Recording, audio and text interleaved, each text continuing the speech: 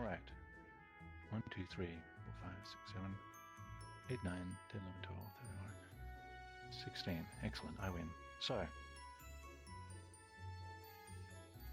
this is how it's going to work today. I am, as you can see, out of character. This is me giving you my actual experience with world building, not in character filters. You can call me Treijim or Trey, whatever works for you. A few house rules before we start. As I said earlier, you're free to come and go however you want. You don't need to announce it, you don't need to tell anyone, you can just do whatever you want, but I ask that you do so quietly. You are welcome to stream and or record tonight's event, or if you want, you can take notes. There will be no test. The questions today are coming from all of you.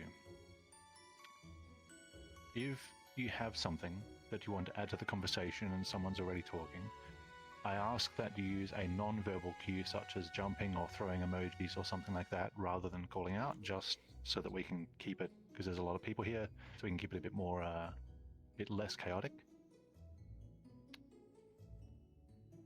And this one's very important. Guys, no cats. I'm allergic, so if I see a cat in here, I'm going to flip my shit. So this is how it's going to actually work the lesson. You guys are bringing the questions. So if you think of a question during this lecture, that's perfectly fine. Please write it down. I will try to answer as many questions as I can. When you ask me a question, I'm going to paraphrase it and confirm that this is what you're actually asking, because I don't want to answer a question that you did not ask.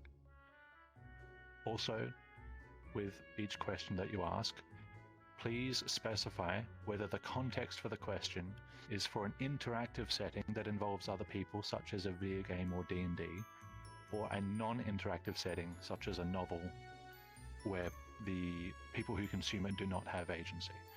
Please specify for questions, because that will dramatically change what my answers are. If you have no preference, if you just are curious about the question in general, feel free to say either or pick a random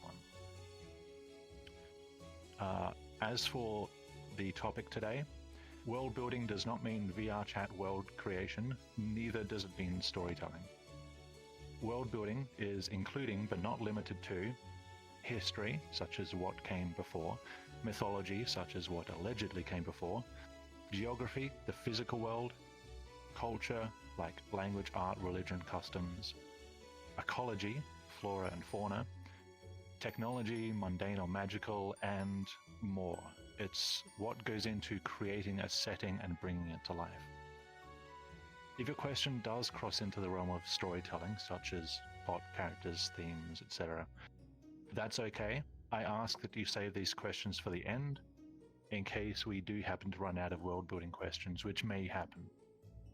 Are there any questions about any of that before we start? Perfect. All right. I'm going to be changing the music because this music is a little bit triggering.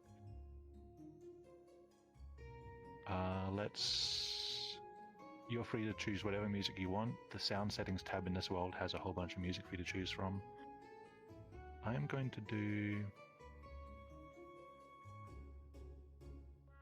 Apparently nothing. It won't let me click it. There we go. I'm going to start with Inner Twilight, right at the bottom.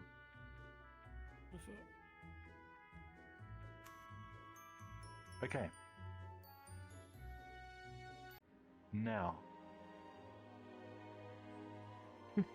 who has a question about world building?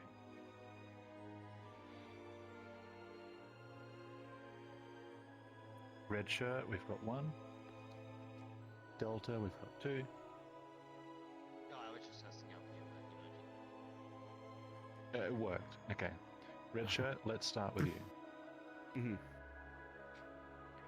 When it comes to starting a world, do you typically start from a small focused scene or location, or do you try to start with more, I guess, foundational aspects such as climate, landscape? What do you normally start with? Where does your journey on that usually begin? I'll wait a little bit to ask my Okay. question. Just to make sure I've got it right. You're asking, when I create a setting, do I start with the small details and work my way big, or big details and work my way small? Is that correct?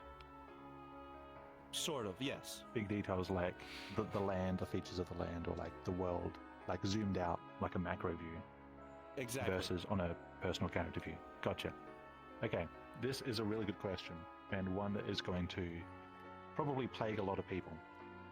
The answer for me is pretty simple, and this is where I asked whether the question is in a context of interactivity or non-interactivity, because that's what determines it. If you're making a setting which is interactive, it assumes other people are going to be coming into this world and interacting with it on a personal level.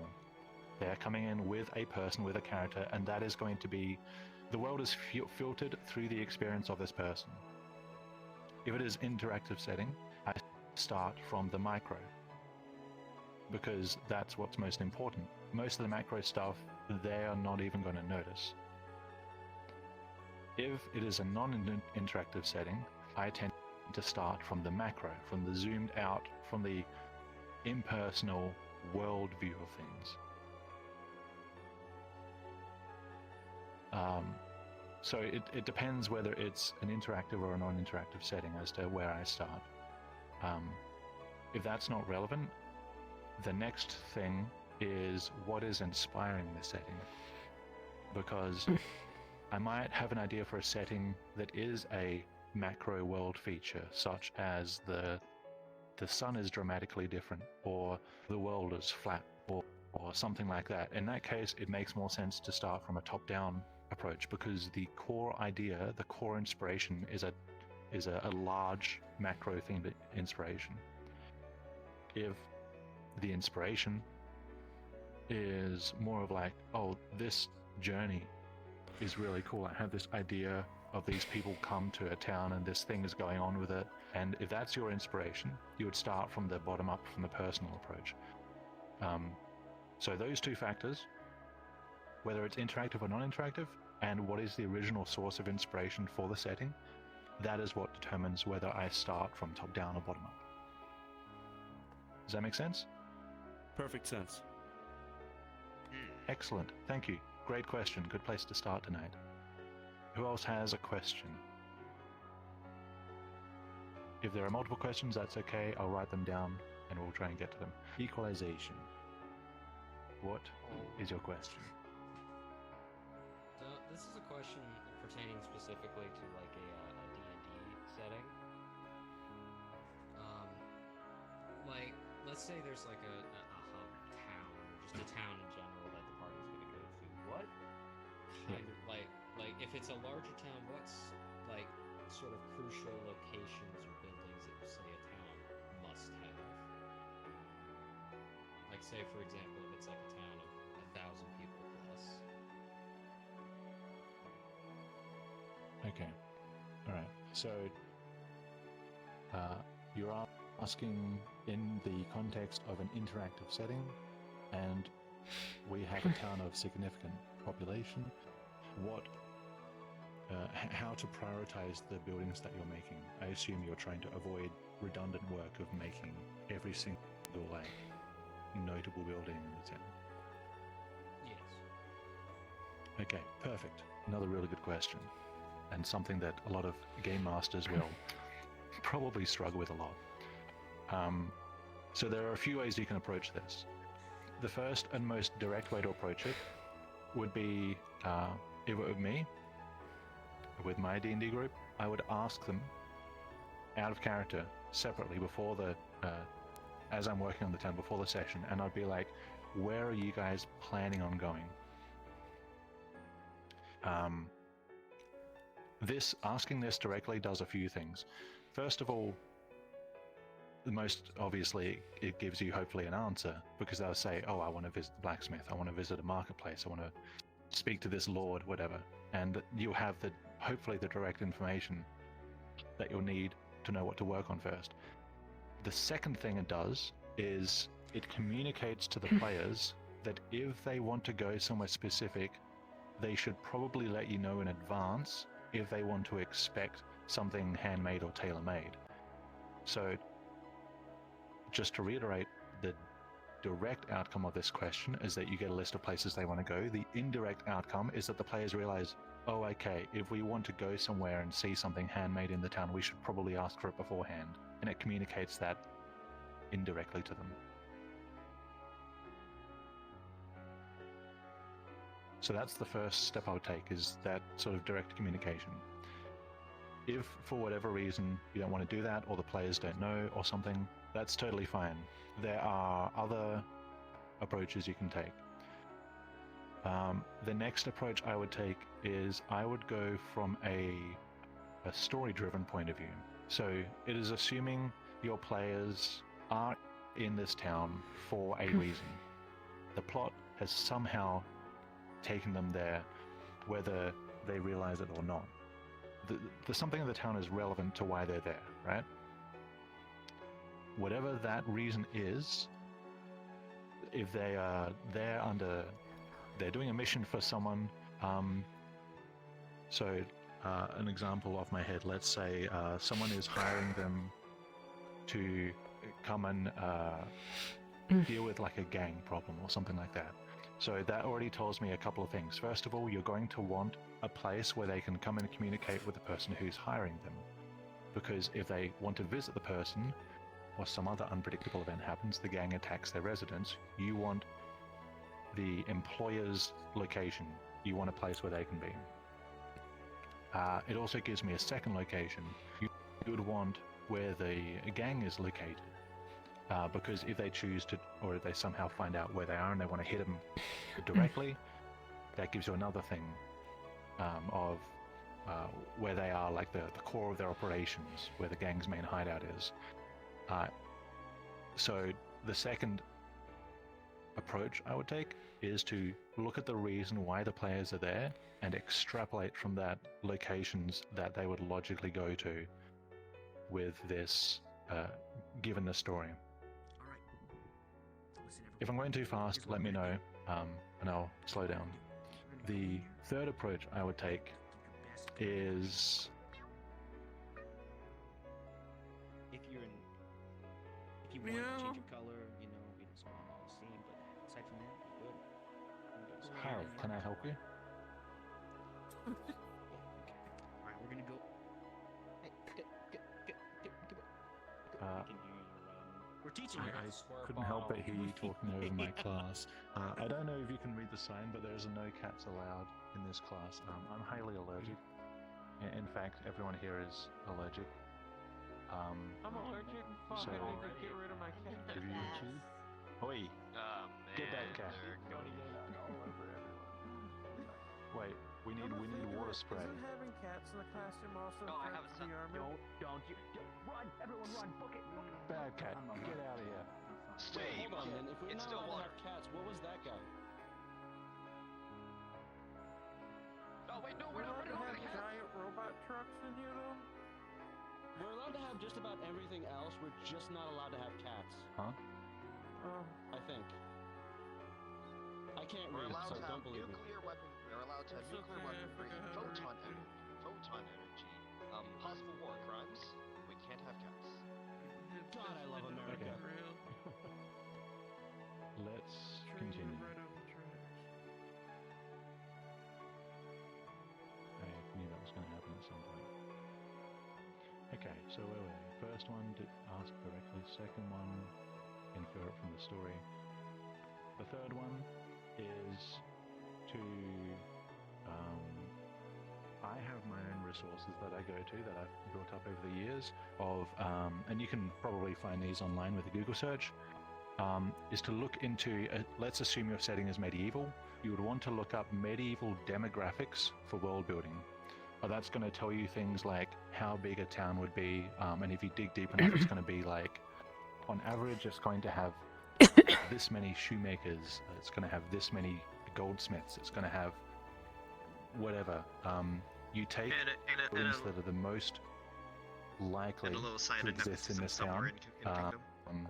And if they are something that you're interested in, for example, you might not care about a shoemaker, you might think the players are never going to visit a shoemaker, that's fine, you can discard that. Something like a blacksmith, much more relevant. It pertains to weapons and armor, and it often comes into D&D games. If you want to have a sort of a cheat thing, which I like to do, is you can do a general marketplace, and the marketplace could have some more established buildings around it like a smith, but it can also have miscellaneous stalls, and if the players ask, oh, where would I find this kind of item, you can just think, okay, it's at this stall here. And the marketplace gives you that sort of flexibility to improvise locations where they might want to go, especially when it pertains to shopping.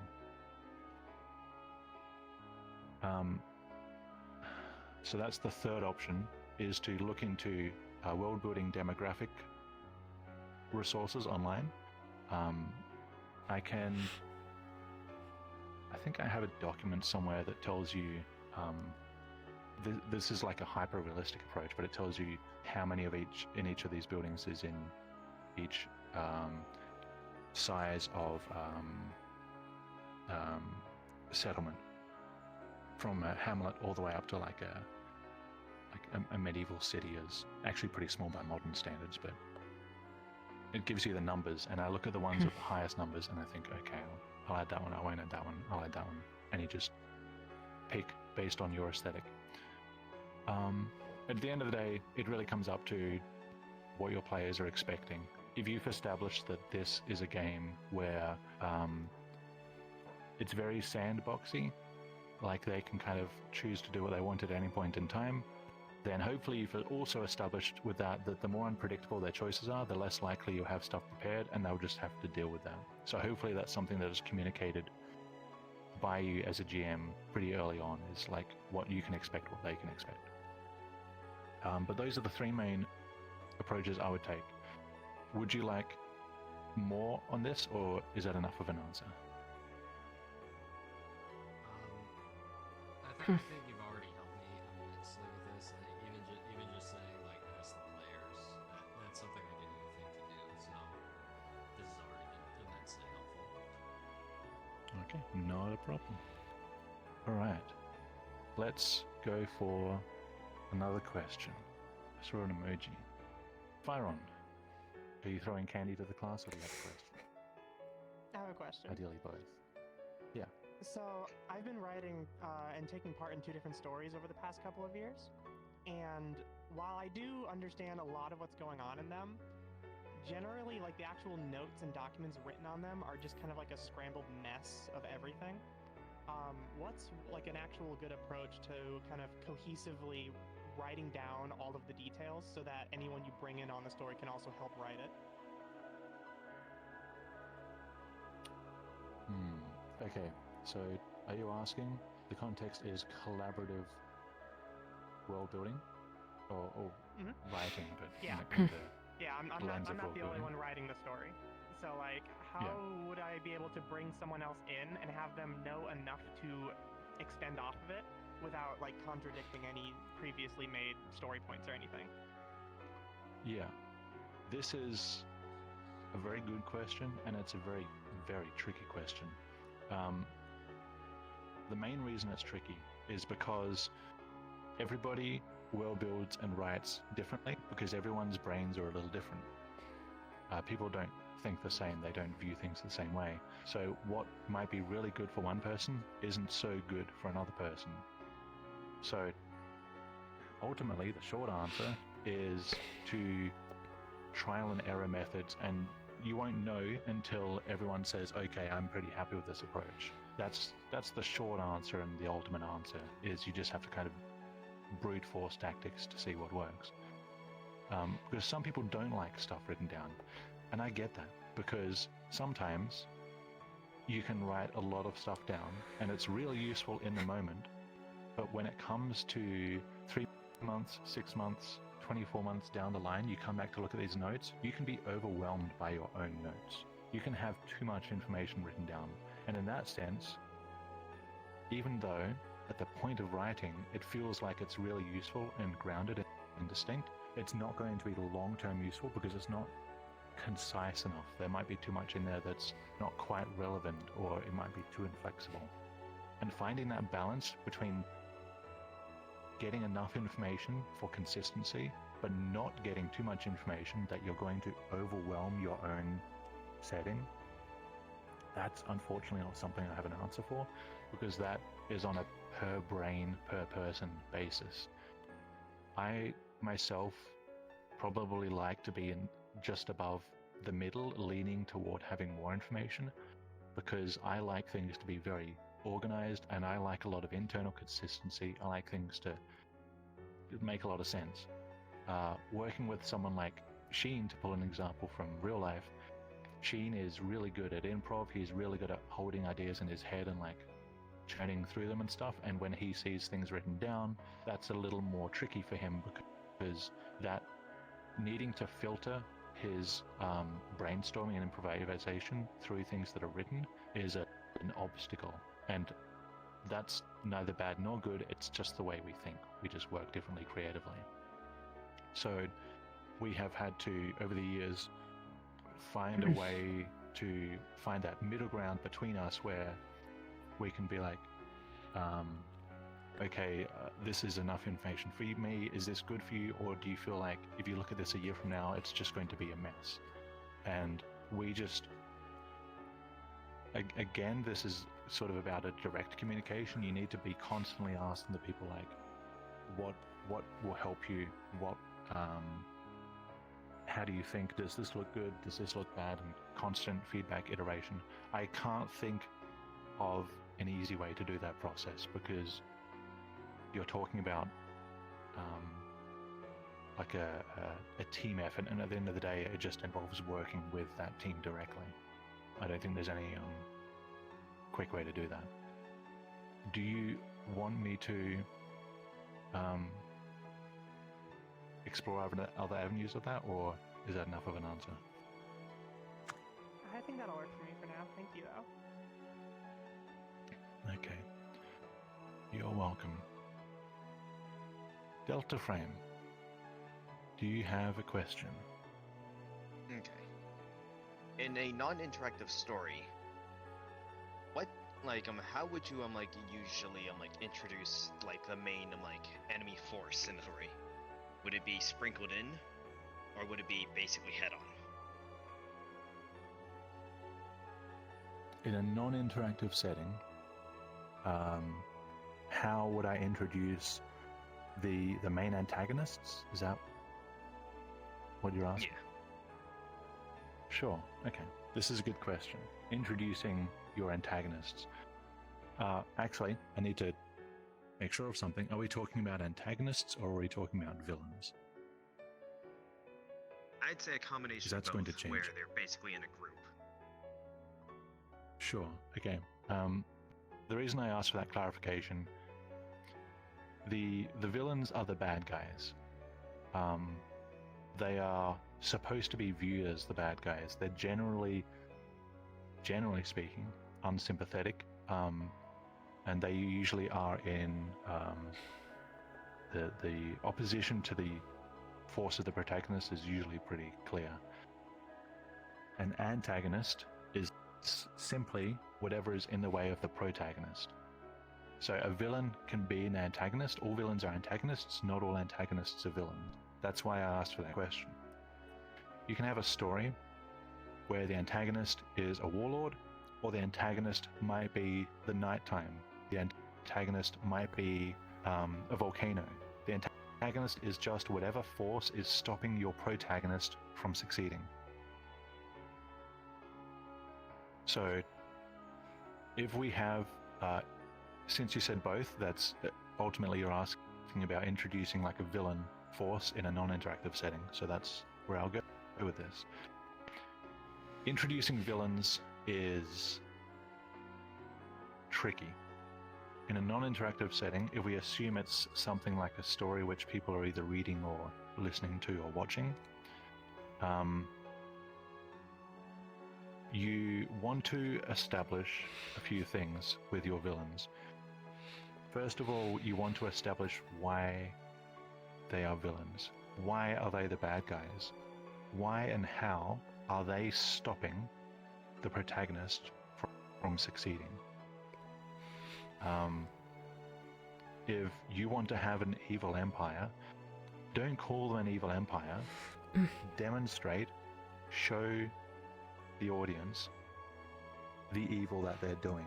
Either the direct effects happening or the after effects. You can introduce them to a town that is completely razed and devastated. The empire did this. You don't need to say they're evil there because you've shown it. It's the old show, don't tell, which, don't get carried away from that. Sometimes it's better to tell and not show. But in this case, if you're talking about early in the story, you're introducing something. Introductions, at least in my personal preference, introductions are better embodied through actual examples. So, for example, write down the things that you want the audience to think or feel about your villains. So you want them to be afraid of the villains, you want them to be angry at the villains, whatever it is. Write down a list of the reactions that you are hoping for from the audience based on your villain. From that list, you can take it to the next step. So let's say you want the audience to be afraid of the villain. The question would be, why would the audience be afraid of the villain? What is there to be afraid of? From that question, you draw out, okay, the audience should be afraid of the villain because X, Y, Z. And this is where you do your own brainstorming, your own research. You look at history. You look at, I don't know, let's say the Mongol Empire. So kind of and like you think, set up okay, like what type of action would the villain do to either like either to protagonist itself or the other main characters. yeah, or just the setting in general. It doesn't have to be direct. You could have an empire that's just messing up the land. They don't care about the protagonist as an individual, possibly. They don't even know they exist. But the fact that you have an empire raging war across a land can make them an antagonistic force. They're less of a villain because you don't really have that personal element, but that's still totally valid. So this is up to you to figure out what you want the audience to feel towards your force and how personal that is between the villainous force and your protagonist. Would you like me to unpack this more? Probably later. There's Sure. probably going to be some others bound with more questions. Sure thing. Alright. Where's my water? There it is. Okay. Any more questions?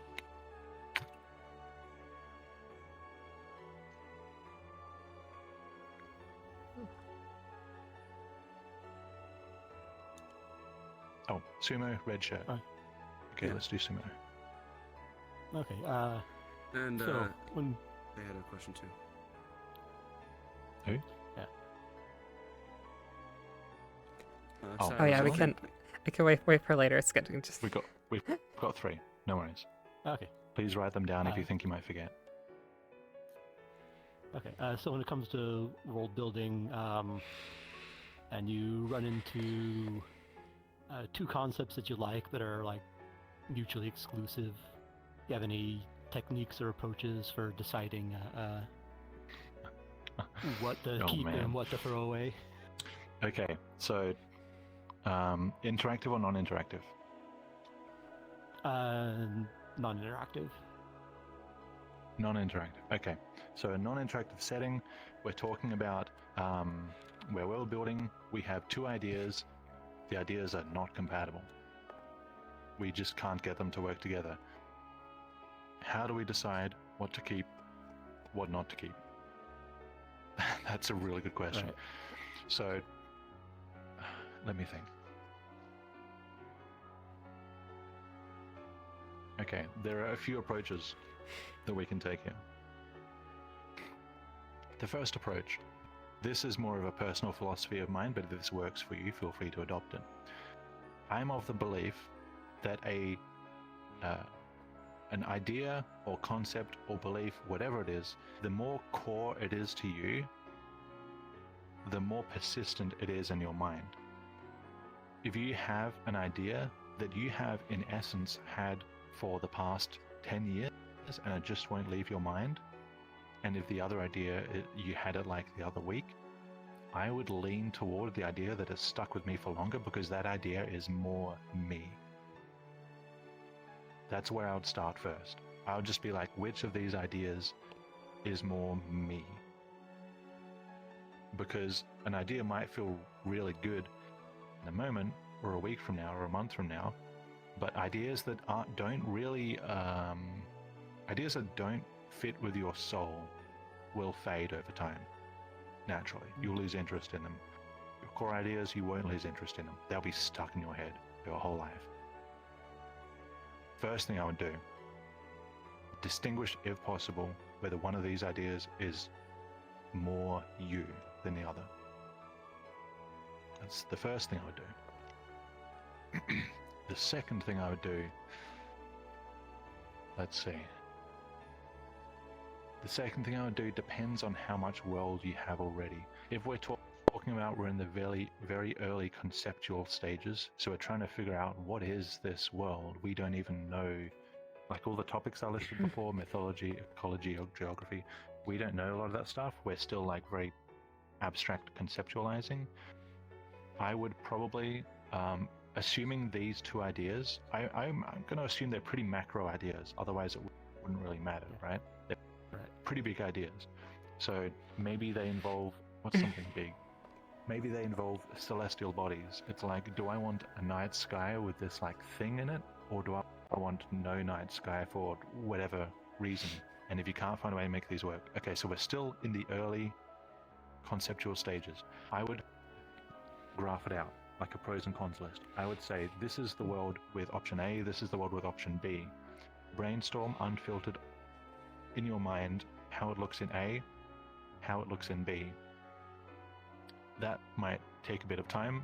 The more time you put into that, the better, but try to be like a gut feeling about it. Try not to overthink it too much. Have a look at this list and figure out how many of these things matter. You can like strike through them if they don't really matter. You can mark them and be like, oh, that's a really, really important point to me. I want a world that has this, and that's only an option B, not an option A. Go through. If that's not enough, gauge them with numbers. Like this one is worth 3 points to me, that one's worth 1 point to me. And just look at the numbers at the end.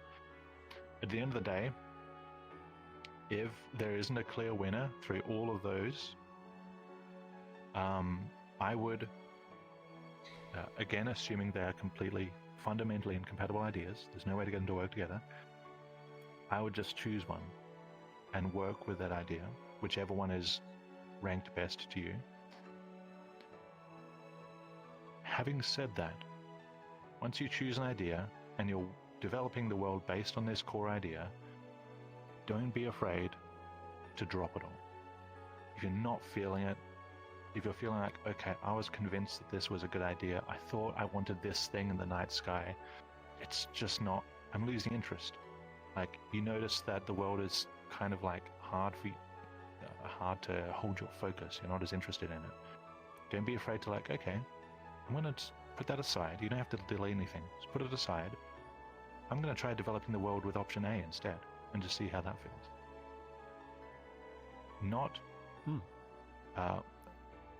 Not clinging on to ideas is going to help you a lot when it comes to this kind of thing, because often the things that hold us back are us clinging on to ideas that just aren't working. We just don't want to let go of them. It's the sunk cost fallacy, right? I've put 2 weeks into developing this. I don't want to let it go. But, I mean, you're not losing anything. Those 2 weeks were a learning process. Don't be afraid to let these ideas go, put them aside, store them somewhere, and just try a different approach.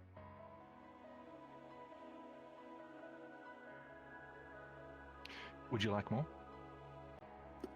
No, that's actually a lot of good stuff to think about. Excellent.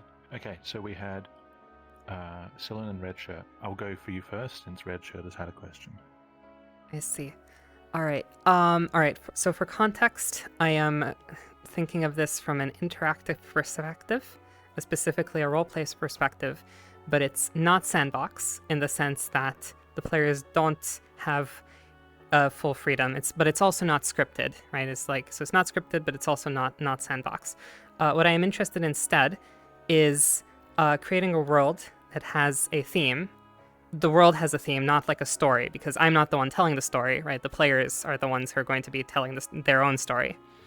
But I want to create a world with a theme and help my players engage with the themes of the world.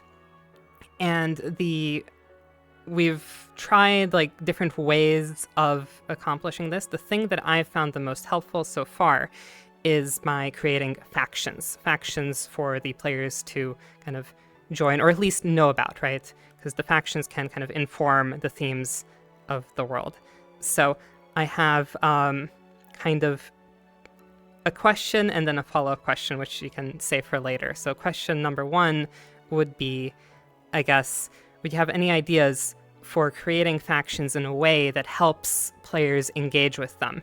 Because something that I've seen is you kind of end up with this binary where sometimes players play a character that's a cookie cutter of the faction and like don't deviate from the thing like at all, or because they kind of feel pressured to play a cookie cutter.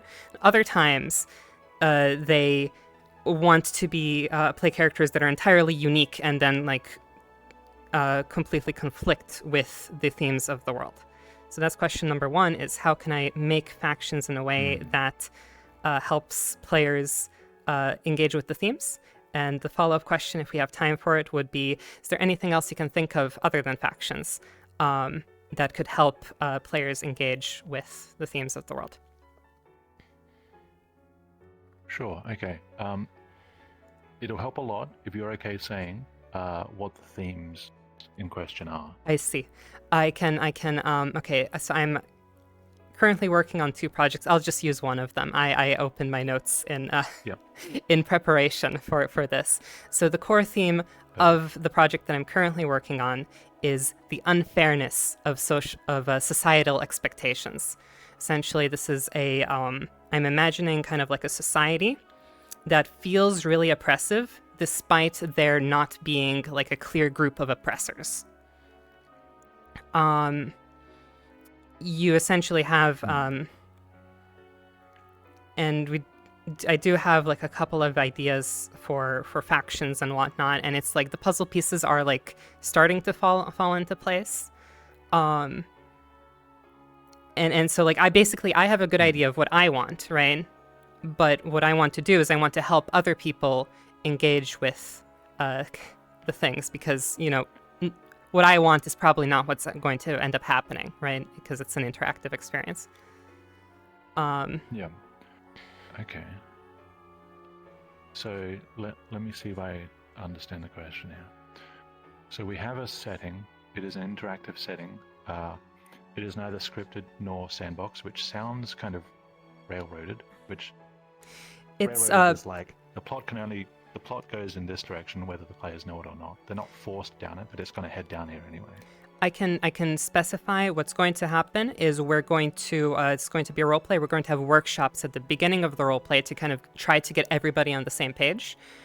At which point, once the role play starts, they have full freedom, and basically, will be trusting the players to then do their best to engage with the themes. It's going to be like a collaborative thing. So there will be no script, but it's going to be a sort of, you know, collaborative thing where the players are kind of in on what we're trying to do. Okay, so you all agree beforehand on the theme of what the storytelling will be about. Yeah, the players are kind of like in on the broad details. On the meta, yeah. Pretty much, yeah. Okay. Okay, this is an interesting one. Let's see. So, and the theme was the unfairness of society, not necessarily any individuals in society, just innately society as a beast. Societal expectations, right? Like how you're supposed to be, how you're supposed to act, how you're supposed to. As an example, we're probably going to have like a bunch of like rituals, things that people just do just because, or ways that people are supposed to behave, supposed to act. So it sounds kind of like a theme of tradition. Yes. It's good and bad sides. Okay. All right, perfect. So how do we help the players embody through their characters entities that are related to this theme of the challenges of tradition in society? Does that sound about right? We want to help the players Yeah, make characters that are actually approximately. on theme. Yeah, approximately, because we want to because I suppose I guess now that you've mentioned that, to clarify, because I want to put stuff into this world to help, but I also don't want to like overwhelm people, and I don't want to have too little that they'd have no idea what's going on, right? So like I want Sure, to be able of to give course. them something to work with, but not too much that they're lost. Yeah, it's the old analogy of you want to throw them a rope when they're in quicksand. You don't want to throw them like a 20-foot steel cable to knock them out cold. Of course. Okay, perfect. Here's what I would do. I think factions are a perfectly good place to start, and here's how I would design the factions. You take your core idea, and this is going to take some philosophical brainstorming. If the core theme is tradition and its complications, the first question you'll ask yourself, first of all, identify the actual thing, because sometimes your theme is just like a surface level thing, and you have to dig a bit. It's like, no, actually it's this, or it's this, or it's this. I feel like tradition and its complications is a fairly, I think we're at a deep enough level. The next step would be, what are the responses a person can have to this theme? Right? So if we take tradition, we can have people who, first of all, let's start with the extremes. There are people who absolutely embrace tradition, right? This is the way, it should not change. Go to the other extreme. To hell with tradition. This tradition is choking us, it's stifling us, it's holding us back. We must make change and progress. Those are the extremes. And there's no, it's gray, right? There's no right or wrong here. Those are just ways to react to a thing. And then we start looking at the sort of gray areas in between the grays. So you might have people who are like, well, tradition is okay in this area. Maybe I don't know exactly what kind of elements you're going to have, but maybe they'll say like, we should be advancing our technology, but not our religion. You know, you have people who are selective with their views on this tradition. And then if you take these ideas, you only need, if you have two, it's going to be kind of polarizing. I would suggest at least 3. If you have more than 5, it's going to feel muddy. So I'd recommend maybe 3 to 5 factions. And each of these factions is one of these ideas extrapolated to an entire faction. The faction now has a core take on your theme. So each of the factions is now integrated into your theme. You have a faction that does want to progress things. You have a faction that doesn't. They want to hold on to things. And then you give them reasons why. Like, their change comes with risk, and risk comes with harm, and that incentivizes people to keep things the way they are. But if you keep things the way they are, things that just aren't working get perpetuated, and that causes more suffering. So it really takes this, I would start with like a philosophical outlook of like, what do you think, or what do the players think of the pros and cons of this theme? These takes get embodied into factions. These 3 to 5 factions represent different conflicting stances on this theme. And then when you make a character, no matter what the character's take on the theme is, they fit in a faction. Whether the character really wants to go all in on tradition, whether they want to do away, whether they don't care, they want to be detached from it, that could be another faction that thinks like, you guys are all dumb, we're going to make our own faction. It's going to happen as well. Each of your characters, because you've already accounted for all the different responses to the theme, each of the characters fits into a faction. Is this heading an idea that feels useful to you, or am I off the mark? This is in that direction, yes. Heading in the right direction? Should Yeah, I make any adjustments in where I'm going? I suppose I have a flowchart in front of me that says themes, ideologies, events, factions, but in that order. But I suppose I believe yeah. So yes, that sounds like that. But So what's the real challenge here? What problem are you trying to solve? It's kind of like I suppose the problem that I'm trying to solve is that I've only seen this happen kind of by accident, right? The problem I'm trying to solve was the thing that I mentioned before is like what usually ends up happening is very polarizing, where players usually either feel like they have to follow the cookie cutter, like they have to follow the faction to a T, or they feel like, well, Yep. I want to be unique. I want to have, this is my character. I want my character to be unique, and they take it in like some completely different direction. And I suppose this is in the community that I'm a part of. This is I suppose a bit of a different way of thinking about it than I think people are used to, and that's why. So. In a sense, right, the most successful way I found is through factions, but in a sense, it doesn't feel like it's enough sometimes. That's kind of the What makes you feel like it's not enough? The I suppose exactly kind of like what I mentioned is that quite often what happens is that you do this, you kind of do all this work, and it's kind of supposed to be you tell the players like, this is, collaborative storytelling, we're doing this, and it's not that you get something like tangential, because that's like fine, right? But sometimes you end up getting something completely different, right? Something in like and not completely different in the sense of like you started somewhere and then diverged, right? It's you started over here instead of starting over here, right? So is that something that you don't want? What do you want to happen? What's the goal?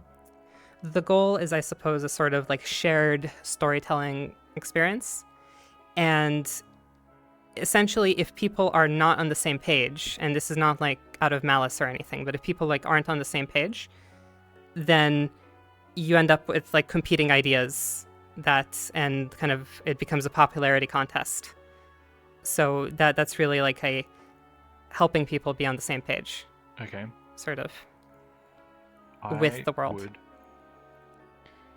I would approach this person, these people who have characters that feel like they're over here, not here, and I would communicate this to them, that the goal with this roleplay is to have characters that are on a theme, and these characters, in your opinion, are not on theme, and I would offer advice on how to get these characters on theme.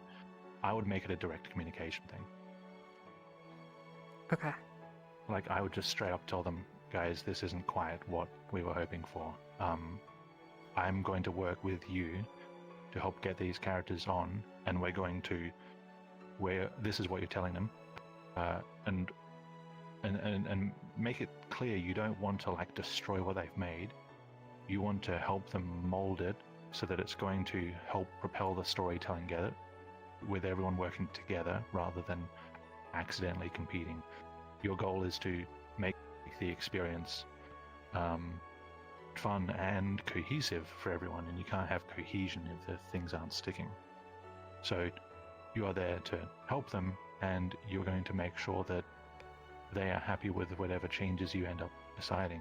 And if you offer advice and you work with them for a couple of hours and they just don't want to change their themes, at that point I would suggest, look, it's probably not going to work. Like, the expectation is, and you would explain your expectation in your own words, like we want people to make characters that fit these criteria. This character does not, in my opinion, fit these criteria. I've tried working with you. The character is still not on theme, and then at that point I would suggest the roleplay is maybe not for them, because you can't do anything else. I would just be direct about it. Okay, yeah, thank you. For reference, this roleplay doesn't exist yet. I suppose I'm trying to, so there are no such people that are doing that. I'm Okay. And I suppose what you said is what I am planning on doing. So I suppose if that's what it is, right? If that's all it is, then I guess that is more or less what I am planning on doing. So if that's there's only so much you can do. You've got you can go to some effort. Don't go to too much effort, because emergent themes are okay. You can go to some effort to lay out your expectations and be like, this is what I'd like everyone's characters to be, this is how I'd like to go, make sure everyone is in agreement of it. That's like the most general thing you can do. The next level you can take it is on an individual level. You notice someone's not quite fitting their character in, you'd help with them one-on-one to fit it in. If that's not working, then I'd be like, okay, the third stage is this roleplay is maybe not for you. Okay. So I'd go on those 3 levels, and it's I understand that this is like hypothetical, so it can be, because the brain's always going to come up with things like, well, that won't work because blah, whatever. Don't worry about that. Keep it real. Okay, sorry, this turned away from world building, so don't I apologize. Out trying to fix problems that don't even exist yet. That's all right. I think it's still relevant. Okay. Red shirt, you had a question. Yeah. When it comes to creating factions, since you actually kind of gave me an idea for another one, how do you know when you've created too many factions versus creating too little? Because I wanted to, and this is in the sense of an interactive game, in an interactive world. When you're when you're keeping it to, let's say, a macro scale like a country, and you want the conflict to involve maybe a war on 2 to 3 fronts, but there's always going to be multiple parties within. How do you balance out what is the most important faction to emphasize from a player perspective? So we're talking about an interactive setting, right? And you're asking, on a large scale, we're talking country size scale, how do you balance having enough factions that it feels varied and realistic without it being overwhelming? Is that right? Correct. Okay. It's a really good question. It does relate a lot to this, and factions are completely relevant to world building, so this is all perfectly fine. For faction amounts, just a general amount, I would say 3 to 5, even if it's a country. I think 3 to 5 is okay. That's the short answer. The long answer comes more down to, this is actually an extension of what I was just talking about. It depends what your story is about. If it's about war, so basically you don't want to be making factions that aren't relevant, right? You don't want to be putting all this time in designing something that is just not related to what's actually going on. It can be there, but if you put time into it and it doesn't get engaged with, you're setting yourself up for disappointment. So start with what is going on, what is the theme, what is the core event, what's happening. So it's a war. What is the war about? And then you take what the war is about, and you take, like I was just saying to Dylan, what are the perspectives, what are the opinions you can have on what this war is about? There are people who wholly agree, there are people who wholly disagree, maybe there are people who are involved but don't want to be, maybe there are people who are historically invested, they're related to the history of what happened. You take these different takes, you make sure there is minimal overlap. The more overlap you have between these takes, the more it's going to feel like the factions become redundant. because if you have two factions that share the same like goals and beliefs and takes on things, you basically just have one faction, right? So you want to minimize the overlap between them. You want to make sure that they each have a distinct take that, for whatever reason, isn't compatible with any of the other factions. They can be allies and stuff, but they will still have to fundamentally disagree on things. And you want to keep all this pretty simple, pretty fundamental, pretty top level. Don't get too detailed. Hopefully, with that technique, you would end up with 3 to 5 factions anyway.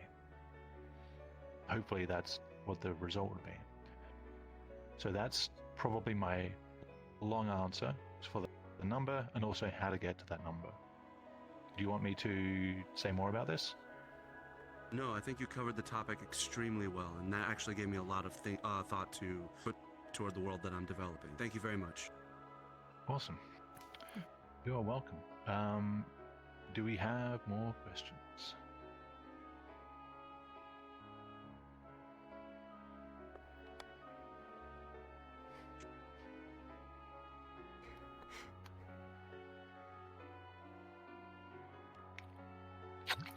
Silent has another one. This one is world building related, I promise. Yes. Okay. Different topic. Same context, but different topic. I have realized in my sort of designing, I often revisit this idea of like kind of microcosms of a world where like I've never really stuck to just like one thing. I usually like make like a setting, and then the players are kind of like inside this inside this bubble, right? You kind of have a microcosm. But I've run into a sort of problem where when kind of like designing the microcosm, it's very easy to end up in a situation where like the world is intended to feel small, but it like almost ends up feeling too small, where like everything is like coincidentally all in the same place all at the same time, right? And like I guess there's the question of like, do you have any advice on avoiding this without, going and making the whole big picture? Because I'm probably going to be using this like bubble once and then making another bubble, and probably I don't know. What do you mean once? Using once? It's like bespoke design per project. So rather than having like one big world that I try to fit, multiple things in, I've been designing like many smaller ones. But that's the problem, I suppose, that I've been running into, is that it's supposed to feel small, but it ends up feeling too small, where everything is like, coincidentally all in the same place and all at the same time. And then I guess I've just been, whenever I encounter that, I've been approaching it by trial and error, and I just do something else. But I guess trial and error is not the most efficient. Let me make sure I understand. So we're talking about interactive microcosms that don't get used. It's not a full campaign, right? It's used for like a short period, and it's meant to feel fairly self-contained. Yeah, it's like from the length of like a one shot of like a couple of hours to maybe like a couple of sessions, on the order of one like shot can be a few sessions. Yeah. Okay, so like a 2 to 10 hour adventure, something like that. So you want it to feel self-contained and small, like a bubble. You don't want to go overboard with details, but you don't want it to feel like it exists in isolation of everything else. It's like, imagine like one city, right? Yep. Or like one town, and we're like focusing on it, right? It's not like the whole wide world. It's like just one town. Yep. Okay, it's a good question. I have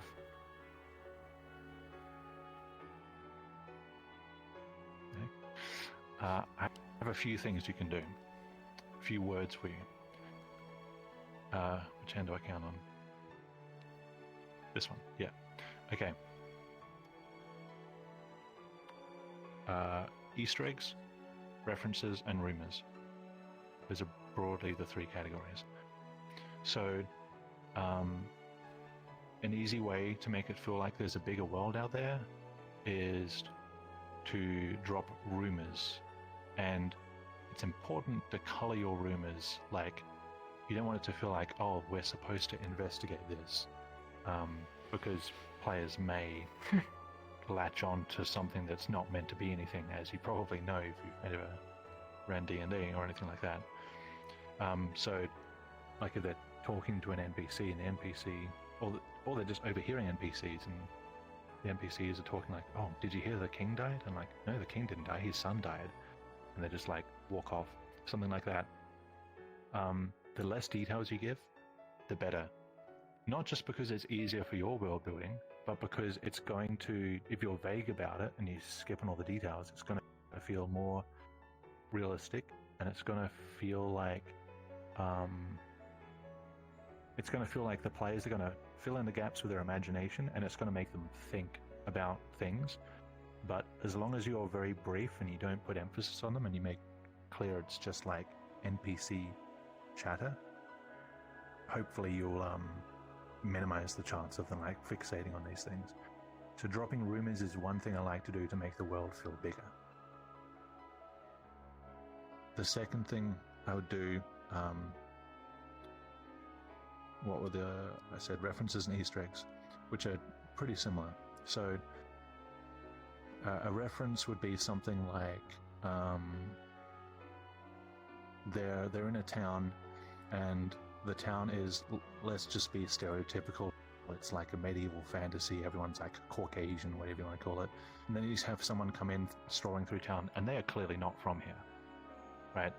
They're dressed very differently, they smell like a fragrance that no one recognizes, they speak with a whatever accent. The players don't have to interact with them, but describing these like references to the outside world, especially where you have everyone else, all the other NPCs who are reacting to this outsider, it's going to feel like more of a bubble, because everyone's like, what's this guy doing here? Is he like a foreign lord, or is he just like a merchant way off the trail? So dropping like references to the outside world, again, trying to find that balance between making sure the players know its flavor, it's not like a plot hook. Although if they want to, like, sometimes I entertain, you know, a player might fixate on something, and I'll entertain it a bit and I'll find a way to incorporate it. That's perfectly fine. It depends how good you are at improvising story. That's the second thing I would try, is dropping actual physical references to the outside world in, and having everyone in the bubble react to it in a way that sort of exemplifies that they do live in a bubble. That's if you want, depends whether you want it to actually feel like a bubble to the players, or you want it to feel like a bubble to the players and the NPCs. It depends on which way you want to go with that. The third thing I would do is pretty similar to both, but Easter eggs are much more kind of like an Easter egg in the game. It's like, it's out of the way, it's very quick, it's very subtle, people might not even notice, and it requires that sort of inside knowledge. It could be a reference to a different campaign. Maybe an NPC has a mannerism that another player character had a year ago in a different campaign, and it's going to get people's minds to immediately go, oh wait, they're thinking outside of this bubble now. There's an outside world out there, and it's going to make them think of other campaigns, other adventures, other parts of the world, but they're still in this one city, and that's going to enhance this feeling of like, we're in this location, God knows what else is out there. We're seeing all these, not all these, we're seeing occasional hints of what's out there, which is going to remind them that it's not reachable, but it's there, and that's going to make it feel alive. Do you want me to give more on that? I How's think, that sound so far? yeah, I think the rumors is very helpful. I'm like mentally translating what you're saying from tabletop to live action roleplay, because we're not going to have any NPCs, but I think rumors might be really helpful. Yeah. If it's mostly spoken like in VR chat or whatever, and you don't have the resources to like plop in physical visual things on demand, then rumors would be the way to go. The spoken references. Yeah, I think that's what I've been thinking, and it's like, yeah, I think that helps, because I think rumors are better in that sense than secrets, but yeah. Yeah. I just had another thought, but it depends on whether the world is only meant to feel like a bubble to the players, or whether the setting is actually a bubble to the NPCs as well. Which way are you leaning? I mean, a city surrounded by a massive wall is pretty bubble-like, but Like Attack on Titan or something? I haven't seen it. I you know, maybe, except there aren't any titans. It's just sea levels are rising. Anyway, without getting too. Sure. If the setting is a bubble, not just to the players, but to the inhabitants, like, you know, it's a more physical bubble rather than a symbolic bubble, Mhm. then you probably a good way to enhance that feeling is to think about how this place sustains itself, and think about ways you can drop hints as to how it sustains itself. So basically, a place is a bubble. The more self-sustained it is, the more bubble-like it is. Mm-hmm. So you'd want to look around the setting in your mind's eye if you don't have a setting, and you want to think about, okay, all this stuff here, unless it's left over from a bygone era, all this stuff here has to come from here, right? Like, people are making armor and weapons. Where does the metal come from? All this food, where does the food come from? People are painting the oil paintings. Where do the pigments come from? You don't have to get super detailed if you don't want to, but dropping hints to this kinds of thing, it's like, oh, this is the pit where they dig up all the metal. These things will make just constant reminders of, like, oh yeah, like this place is self-sustained, and that's what a bubble is. It's self-sustained. Because if you have a setting that's a bubble that isn't self-sustained, you have like a dead setting or dying setting, because it can't perpetuate. You know, that's actually really good, because I do have, okay, I think that helps. That helps a lot, because I think the flip side of that too, right? It's like there are things that are present, but then there would probably also be things that are like mysteriously absent, or like very obviously absent as well. Yeah. Okay. Yeah. Yeah. For example, if we have like I can a work with city that. surrounded by big walls with an ocean outside, or whatever it is, then like, where are they going to get their stone from? All the buildings would be made from recycled buildings from other buildings torn down and rebuilt, something like that. And then all it takes is like one drop, or like drop a line and be like, this building looks like it was made by the blocks of 3 different buildings, and then that will just make people's imaginations go. They're like, oh yeah, these people have been recycling their own materials for however long. Just dropping lines like that. That's Okay. That's all you need. Where did I put that spray bottle? So I see 1, 2, 3, 4 cats. I guess that's a cat. I don't know what that is. That's food. It's something. He called me food again. How's your class going, Rendizo? How many cats do you have? Fucking. Okay, whatever. You guys are good as long as you're quiet over there. That's fine. I'll just call the exterminator later. Okay.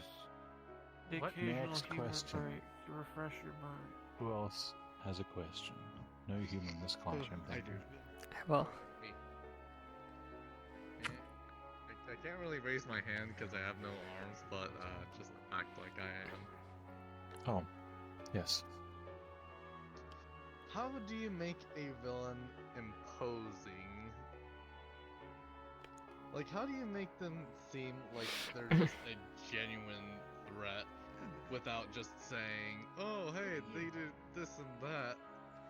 They totally did this big bad thing." Like, how do you show but not tell that they are just massive imposing threat to? How do you actually make a protagonist? villain imposing? That's pretty much. Hang on one sec. I think this is like a model you can download. Hey, I could say guys, that in a I don't couple mind if you're in this seconds. classroom, but if you're going to talk, could you Freaking have please them take do the another evil shit right in front of you. during your class? Thank you.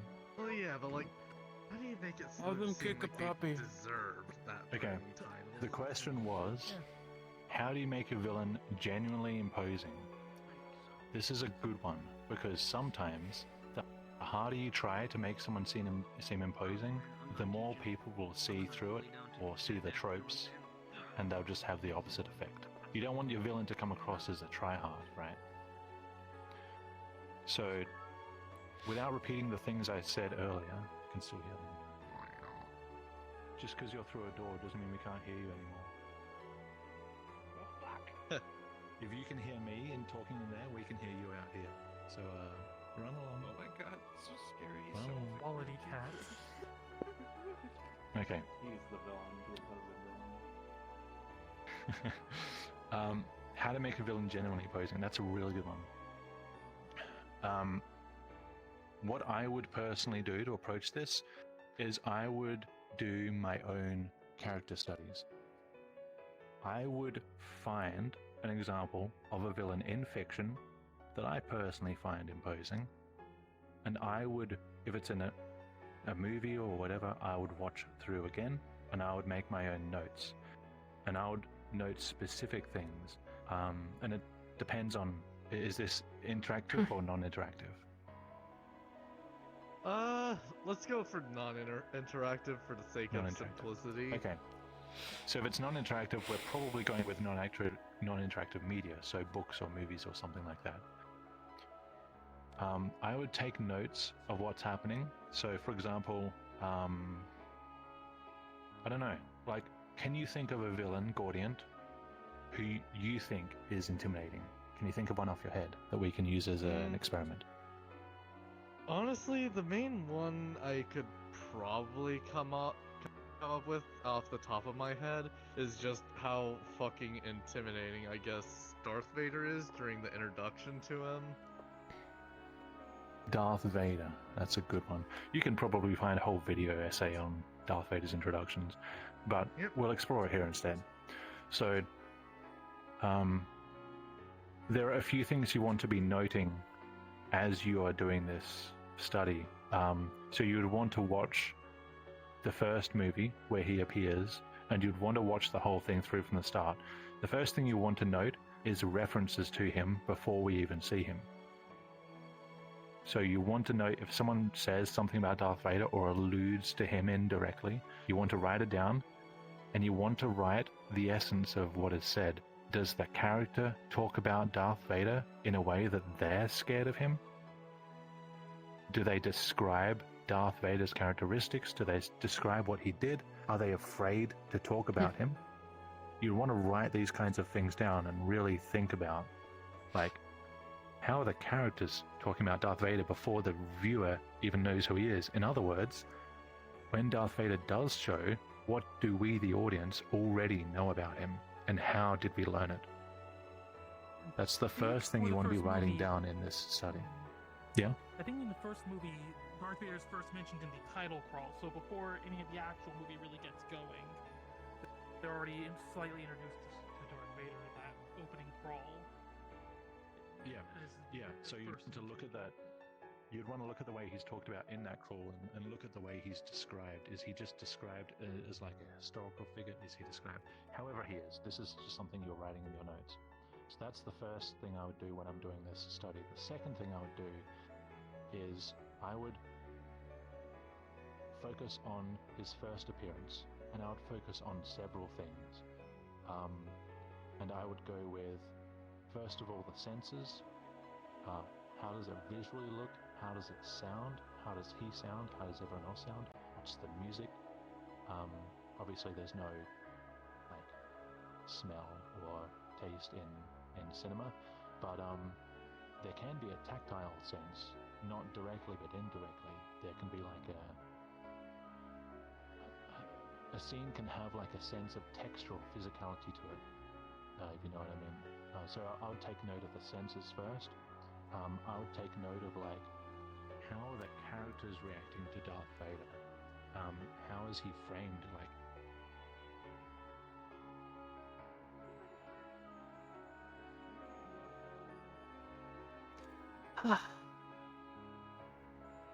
Where is?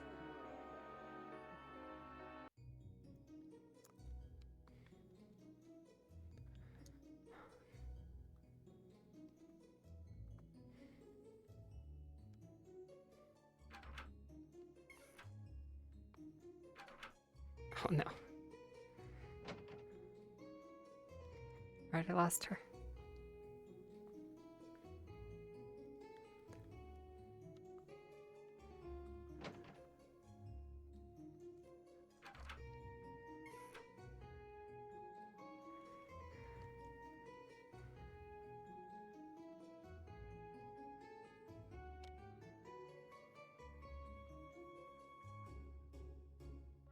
in his physical mannerisms, he kind of like, he doesn't show body language of vulnerability or looseness or anything like that. He doesn't show anything that shows that he has emotions. He's very cold, and I would explore these things like, why do I think Darth Vader is emotionally cold? What are they doing to May also be show me that Darth Vader is cold? one thing that might be is the way he's framed in every scene he's in the opening act part of the movie. He is literally towers over everyone else in the scene, just making him a much bigger presence as well. Yeah, exactly. And with the introduction, if we're focusing on villain introductions, that's probably enough for your study. Hopefully, by the time you've done this, and maybe someone out there who's already done this because it's a very famous villain, you would have a huge list of resources, of little tips and tricks you can go to borrow from these to help with your villain introduction. Like I said, you don't want to try too hard, and often you want to kind of withhold things, because if the viewer or the reader gets the sense that you're trying to pile on like how scary they're meant to be, the viewer will have the opposite reaction. And you kind of, this is something you'll only learn through experience and trial and error. You want to find that balance between conveying what you want to be conveyed in a way that's received and not resisted. And that's usually through things like tropes and things like the quantity and the degree of it. So if you take your villain introduction and if you pile on like 20 different tropes from him, like he towers over everyone, he's in like massive gleaming armor, he has a red glowing aura, he has his theme song which is heavy metal, he punched a guy in the face as he walked into the room, he kicked a baby. Like, if you just pile it on, the more things you pile on, the more the viewer's going to think this is over the top. I'm not scared of this guy, it's ridiculous. So the more exercise, the more restraint you exercise, the more you hold back, the more the viewer is wondering, what else can this guy do? Like, because in the gaps in their knowledge, they fill it with their imagination. And that imagination is going to be fueled by what they already know. If a guy walks into the room and he's dressed all in black and he's tall, that's 2 tropes already. If he walks through into the middle of the room and faces the class and says nothing, that's 3, maybe 4 tropes. There's like the ignoring everyone else, and there's like the directness of things. And if he just stands there, like, maybe that's enough. So you want to kind of play around, experiment with what features you're going to use and what features you're going to hold back, maybe save for later, or maybe just leave up to the viewer's imagination. Oh, okay. Do you want me to say more about this, or is this enough? Go for it if you want. It depends if everyone else wants to move to a different. Let's have a quick check around. Does anybody have any questions at the moment? Excuse the noise, my housemate is doing something in the backyard. I'm curious about interactive media, how you do it. Stuff like video games or tabletop RPGs, stuff like that. Interactive villain introductions, interesting. Might do that one if there are no other questions. Either way, though, I'll have to take off now since Oh, it's getting Red Shirt, way you have too another one? hot. I have another one, but I'll ask. You going, I'll save Gordian? it for later. Yeah, it's getting really hot in my room because it's that time of the year again. Not a problem. Open a Have a good window, night. Thanks dude. for coming. You too. Take care, Treijim. Red Shirt, do you have Have a a good one. question as well? Yes, I do. Let's do Thrill Kings. You asked about villain introductions in interactive media. Right. I'm going to put this one to you guys, actually. VRTravellers is interactive media. What villains do we have that you guys think were intimidating or effective introductions? Oh, this is a good one. I mean, I guess the obvious one is the Fireborn. The what? The Fireborn, The Inquisitor? Inquisitor. Yes, the Inquisitor, that's it. Okay, give me 1 sec.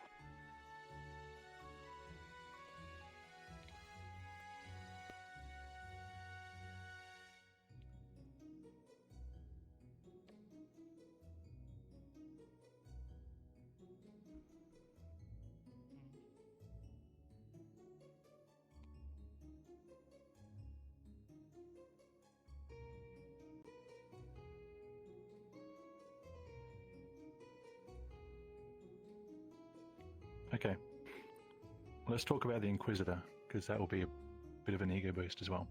So, in the story of the Prince, before we meet the Inquisitor, because we only meet him right toward the end, what are some of the things that we hear about him early on, and how is that information portrayed to us? I think the most obvious thing you did that makes the audience realize, okay, there's a guy that's really fucking scary. It's the way the brother reacts to almost getting caught by the Inquisitor right at the end of right after you finish the town quest, I guess. Okay, so we go through the town, and the Inquisitor, depending on the success of the activities, the Inquisitor almost catches the brothers, and the Prince, almost in a breathless way, says that was the Inquisitor just there. The Inquisitor didn't do anything. I didn't describe the Inquisitor's...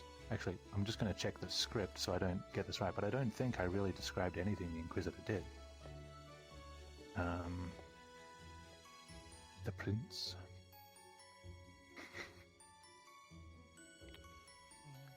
Okay.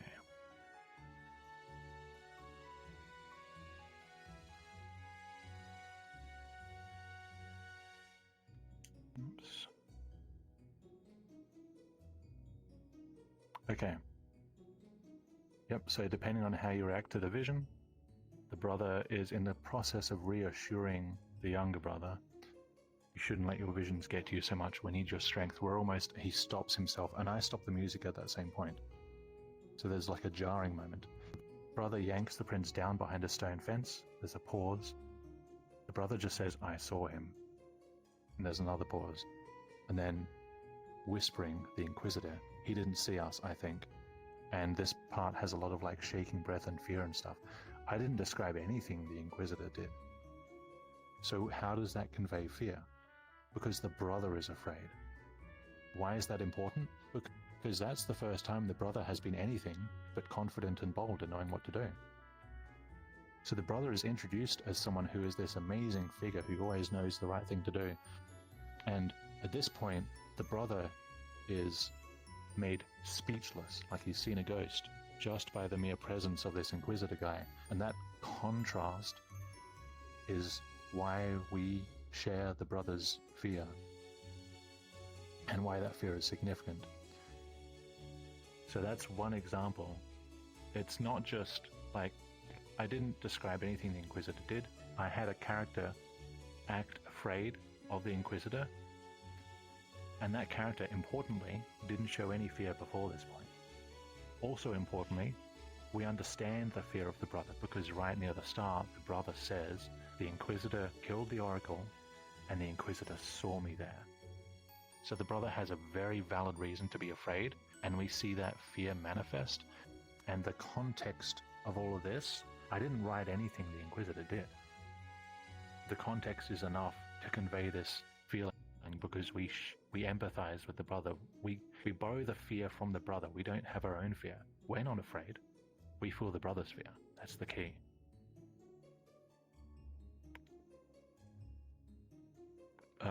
In terms of the actual in-person introduction, the Inquisitor is in the underground temple in, oh, it's been a while, in that town, whatever it's called, and Felden, thank you. And we go underground.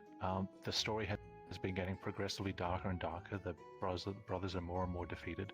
The brother is on his own at this point. He doesn't have his older brother. He doesn't even have the weapon, depending on the choices you make. And at this point, we're taken into a very eerie room, which intentionally contrasts everything else in the story. It's like the candles in this room are green, and that's, funnily enough, that's the most fantastical thing we actually see in the story up to that point. Everything else has been very real and grounded. And then we go into this place where it's like, visually, it has a supernatural air to it, and that tells us, okay, this place is different. It's pivotal. And then the music starts, and the Inquisitor comes in, and I give him like this classic, like 90s Disney villain voice, which is a little over the top, but that's done intentionally, because if it was just the Disney villain voice and nothing else, I think it might come across as a bit goofy. But because it's the Disney villain voice, and we're at the deflated end of the story, and there's been so much like fear and apprehension of this guy. In a way, at the lowest point at that part. We're at the lowest point. In a way, hearing the voice come in has the opposite effect of the trope, where it's kind of like, it's sort of like the horseshoe effect, where it would normally be a little goofy or like silly, but it can jump across the bottom of the horseshoe instead of going all the way around. It can jump across to terrifying because it has the context of everything else behind it. And sometimes when something normally silly happens in a place where we're feeling very like defeated, and we're just out of resistance, we're out of energy, what's normally silly can just be like scary. Like that can be the thing that does us in. It's like people are afraid of clowns, not crowns. People are afraid of clowns, right? They're normally... People are afraid of crowns after also, just in different ways. Yeah, we're afraid of eating a crown. Like, why does something that's fun and silly become scary? That's why, in my opinion, the Inquisitor's like slightly cliched villain voice is scary and not goofy, is because of the same reason why people are afraid of clowns. It's the context behind it. I don't rely on the trope itself. I rely on all the context to build it up. So that kind of thing would be my answer for introducing villains in interactive scenarios. There's the things you do to build it up in advance, and then there's the things you do when it actually happens. And I could honestly talk a lot about that, but I won't, because I want to get to other questions. But is that enough of an answer so far? Yes. Thank you. Okay, perfect.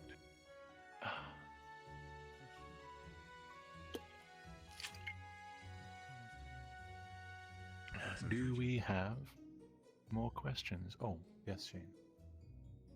I'd like to say goodbye and thank you, and I will see you next time. See you, Sheen. Good night, Sheen. Good seeing Oh, you again. good night. We had fun being cat. Good night, Shane. We did. It was nice. Take care, everyone. I'll go back to my cave and work on the painted too. Bye-bye. been going for almost an hour and a half. I do have a few more questions. You had a question.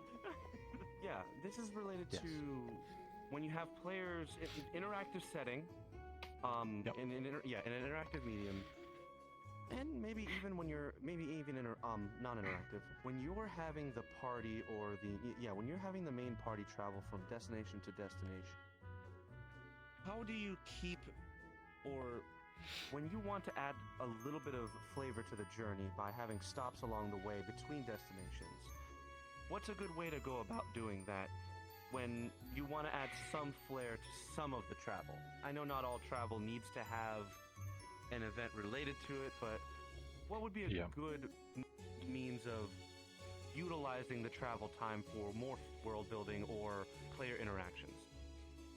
Okay. So we're talking about in the context of interactive settings, what are some things to do for on the occasion where we want travel to have events in it, what are some events we can do? Okay, good question. This is one that has plagued me a little with my own campaigns. First thing to say is it completely depends on your players, because some players just want to go from A to B, other players love the roleplay. So it kind of depends how roleplay heavy your campaign is. I'm assuming because you want to make some travel brief and other travel interactive, you have a bit of a medium desire for roleplay, but it's not roleplay heavy. So if we go with that assumption, there are a few things. There are a few ways to approach generating events. The first thing to keep in mind when you're making an event for travel is ask yourself, how is this event relevant to what's going on? Because if it's not relevant, the players are going to see it as something to just get over and done with as fast as possible, and they want to get on with the story, right? So if there's a war, you probably want events to happen that are somehow connected to the war. It doesn't have to be a full-blown like skirmish on the road, but like maybe there's like a group of 5 refugees fleeing a town ahead that's destroyed, and they're like looking for help. So you want to make sure the things you're creating are relevant to the bigger picture of what's going on. In saying that, you want to make sure that the players actually have a way to interact with what's happening. Either that, or it's conveying something very useful to them. So if you have an event that's happening, and the players look at the event that's happening and they think, we're not needed. Not only that, but there's nothing we can get out of this. They're not going to want to interact with it because there's no incentive to interact with it. Why would they? It's not related to what they're doing. They're not going to get anything from it. So you want to incentivize at least 1 or 2 of the players, especially if you have a player that's the leader. Maybe prioritize them if they guide the group, like incentivize the players. Give them both a tangible and an intangible reason to interact with these events. So something they get out of it directly, like, oh, this guy's a merchant, maybe he's got gold, he can pay us for whatever he needs help with. Or indirect would be like maybe some information, or maybe they do it because it's part of their religion to help people in need or something like that. And this is something where you just have to call on your knowledge on the actual player characters and their motivations. So those are the first 2 things I do. Make sure it's relevant to what's going on. Make sure they have a reason to actually interact with it. I would also use it as an opportunity to drop clues as to what's going ahead at point B. So it's tempting to kind of put every destination in a bubble, but in reality there's a lot of overlap and leaking. So whatever's happening in point B, whatever you're planning in that town, or whatever they're expecting in that town, drop some references to it. Give them maybe some rumors like we were talking about with the other... With silence. Some rumors and references and Easter eggs as to what's going on in this other area. I'll get to you afterwards, Rel. So that way they're going less into the next area blind, because you're dropping opportunities for them to kind of, it sounds like kind of boring, but do some research about what's going on ahead. If someone's coming from their destination and this person clearly has something going on or they need help or something like that, it's in your player's interest, if they're smart, to interact with this person and learn about what's going on ahead. See what you mean. Not only is that going to reward them for being proactive and making decisions and making them want to interact with events that are happening on the road, it's going to make these events seem less like you're doing hurdles to make the travel feel longer and more like you're helping them before they even get to the next destination. How is that so far? Do you want some more with that, or is that enough? No, that's excellent. Actually, that gives me a lot of, just like before, it gives me a lot more to work with. The only other, only small follow-up I have. Actually, after you. I've got a method on how to do that I've used when making paths for players in RPGs that I think is pretty much builds on those ideas. Effectively, how I have done it in the past is I actually build the path with my players. Pretty much I'll take a bowl, I'll add 3 bad things they might encounter on the path that make sense for the road they're taking. Then I'll ask my players to submit threats and boons in equal pairs that are about equal. So they're already starting with 3 bad things, but they can add more if they add bad things. And because the players are adding them themselves, they'll put in things they want to see. So like a player who's combat focused might put in some sort of special item that they could find, but also have a bad thing of combat, whereas a roleplay heavy character might want to find a useful secret at the risk of losing face. Stuff like that. It's really nice because your players help build your arc, it saves you work, and it helps you get more time for you to figure out what's actually going down at the next town.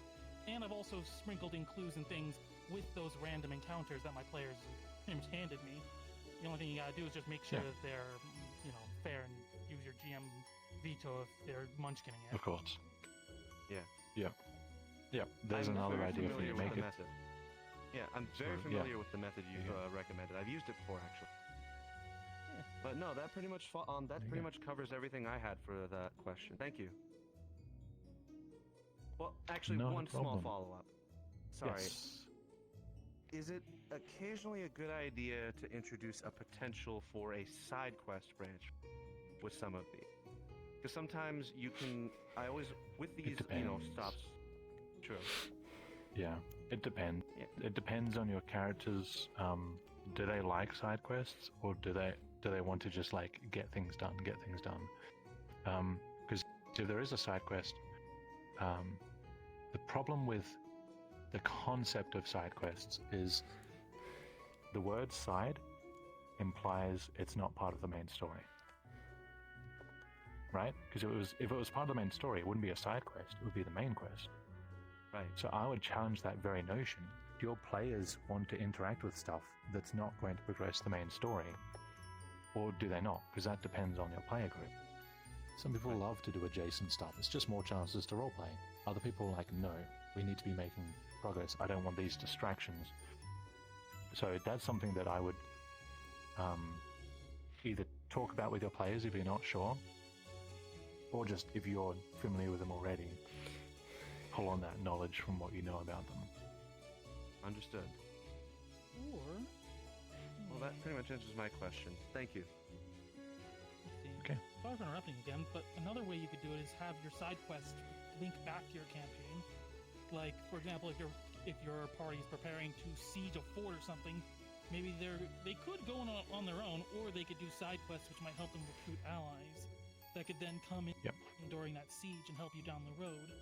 Pretty much give them choices that help make the road easier down the line if they want to, or maybe give them something they wouldn't have otherwise. Yeah. So maybe a better way to think of it, instead of thinking about main quest and side quest, think about main quests, optional and not optional.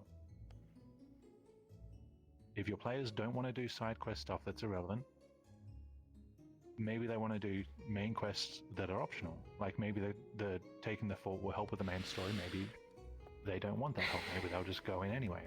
So that depends on what your players want again. Understood. Thank you both. All right, more questions? I had a question. See one from Scyllin Oh. and one from Neon. Just those two? Okay, Neon, you haven't gone, so you first.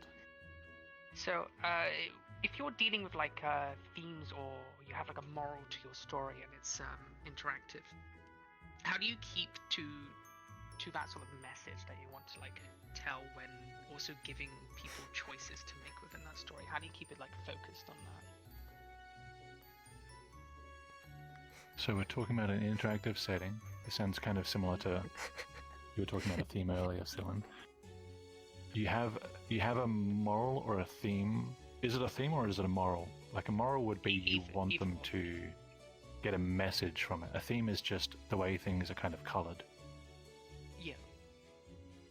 So I mean, like in either case. So if you're like trying to give a particular moral, but you've allowed choices to be made, how do you make sure those choices still give that moral and not like deviate from it? Or if you have particular themes that they're not going to deviate from that theme with choices.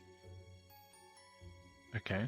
The easiest way to figure this out would probably be to let's pick a moral that maybe you're thinking about running a story for, and let's explore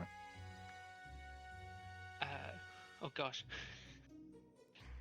What's a I'm good putting you moral? on the spot now. Communication is good. Communication is good.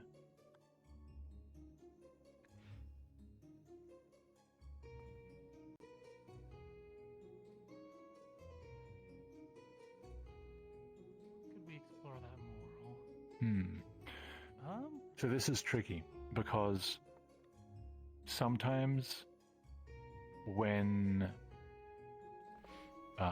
this depends on the players. Some people, if you try to give them a message, some people are naturally resistant to things that they feel are not forced, but like Preached. too obvious. Yeah, preached. Like, ultimately, this really just depends on the players and whether they want a moral or a message and how receptive they are. Like, if the moral is something they already agree with, you can't really fail. If the moral is something that is maybe new or challenging to them, you should expect at least some level of resistance on that, both from the characters and from the players, either consciously or subconsciously. So this question is a really good one. At the moment, it feels very, very open and broad, and I feel like my answer depends on so many factors that I don't have. So it's very tricky. I personally don't like to put morals into my stories as starting points, but if a moral emerges from it naturally through me writing it and through players experiencing with it, I'm okay with that. I'm okay with descriptive morals, not prescriptive morals. But I don't like to go in at the start and being like, I want my players to learn X, because there's no way you can make someone learn something. That's just not how people work. You can give them the information. What they do with it is up to them. So I'm okay with morals emerging from it naturally. I do like to put themes in, but themes don't. I don't like to. I don't like to try and figure out in advance how I want the theme to be received. Just engage with. So, if I put a theme into a story, the difference here is that the theme isn't. Unlike a moral, people don't really have strong opinions on themes generally. A theme is kind of broad word as well. That's a bit murky as well.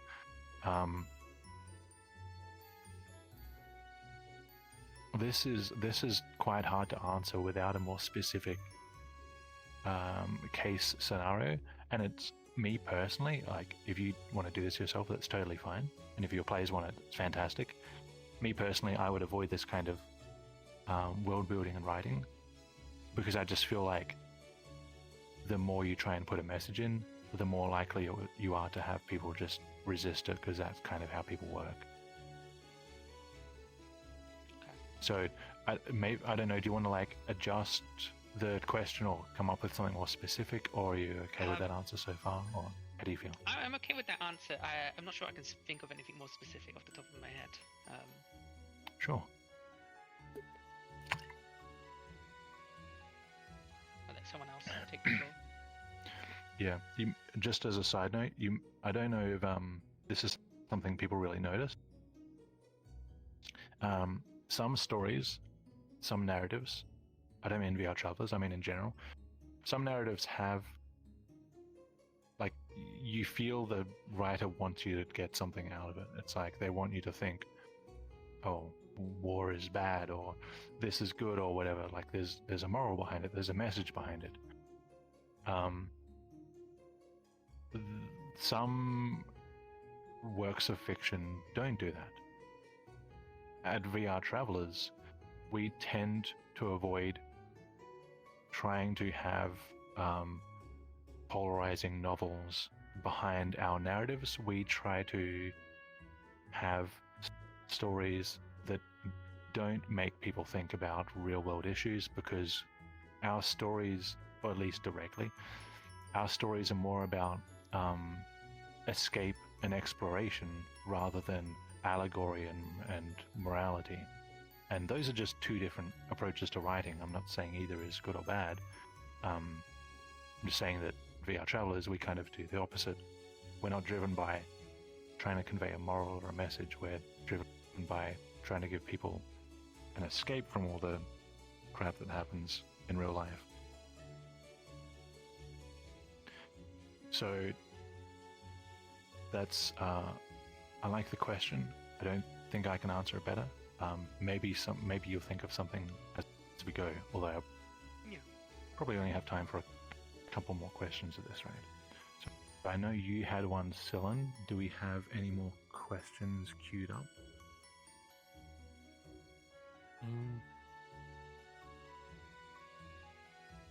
I might. Oh. Exeter? Alright. I'll do you next, and then I'll go to you, Cyllin. Okay. So, I guess more so the application of the world building versus like the world building itself. But I engage in a lot of role playing, but the thing is, I do have a world built of my own, kind of like a 17 years plus in the making, yeah. But the thing is, like in a lot of the scenarios where I'm doing like role play story, many times I fall back to like shit from my world, like similar villains, similar scenarios, similar aspects of the world that I end up just like without thinking about it. It incorporates into a lot of these roleplay things, yeah. So my question is like, how do I deviate? How do I catch myself? Oh shit, this is the same ass thing that I did in this other thing that's related to my world. So it's like, how do I not keep relying on this extensive world I've already made? Especially which is the same roleplay. Okay. Like, oh shit, this is just like that other thing from that one place in the new world. And I'm like, oh wow, yeah, I didn't even think about that. Sure. So we're talking about in an interactive setting? Yeah. So you mentioned players. Pretty much interactive. Mm-hmm. Okay. So in interactive settings, you have a large, long-term project that you've had, and you find yourself unconsciously drawing from that all the time and inserting it into any new setting you try and make. Is that? Yeah. Like, okay. Because you know it's mostly just collaborative with these other role players. It just ends up happening. Yeah. I will answer that and unpack that, but first I want to ask: is that a bad thing? Not necessarily. I just I want to expand creatively. Is my deal here. You want to expand creatively. I understand. First of all, I would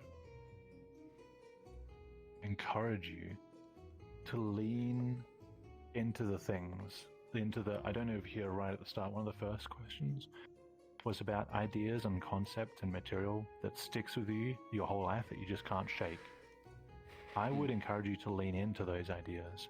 And this might seem a bit harsh. If players don't like that, you can tell them to go find another setting if they're going to be very adamant about it. Because at the end of the day, if an idea is sticking with you, I think embrace it. Like, if you think about the most popular franchises, like think about FromSoft games, for example, you can probably draw parallels through all the lore of Dark Souls and Bloodborne, Demon Souls, Sekiro, Elden Ring, whatever. They're obviously, or most of them, are separate settings, but if you study them, they are so very similar on so many levels, Yeah, right? they keep they keep pulling stuff from previous iterations. Yeah. I am not of the opinion that that's a bad thing. I think if there is a world builder or a writer or a video game designer, whatever, and they want to keep doing the same thing, like slightly recycle different time, fantastic, let them do it. I am not of the belief, and this is something that actually pisses me off sometimes, I'm not of the belief that just because something is creative, that it should be original. Those are different. Alright. Okay. Just because something is creative doesn't mean it has to be original. And if someone is coming in, and I'm not saying this is happening to you, your players might be more understanding than this, but this happens to me. If someone is coming in to your setting and they're saying in a judgmental way, this is like your other settings, I don't like it, be more original, I would say, you know what? Screw you. This is my setting. You don't get any say in it. This is what speaks to me. This is what I want to do. And if you want to do it, do it. And again, I'm not saying this is you, but just as a general piece of advice, if you find yourself going against the things that feel core to you to make someone else happy or impress them or come across as more original, don't do that. Do not sell yourself short like that. Be true to yourself. That's the first thing I would say before I say anything else about this topic. To actually answer your question, now that I got that emotional stuff out of the way, my approach, if you truly actively want to build more of if you want to increase your level of creativity, you want to increase the amount of ideas that are in your head, I would challenge myself to make a list. This is something that I've actually done, so I can tell you that it works quite well.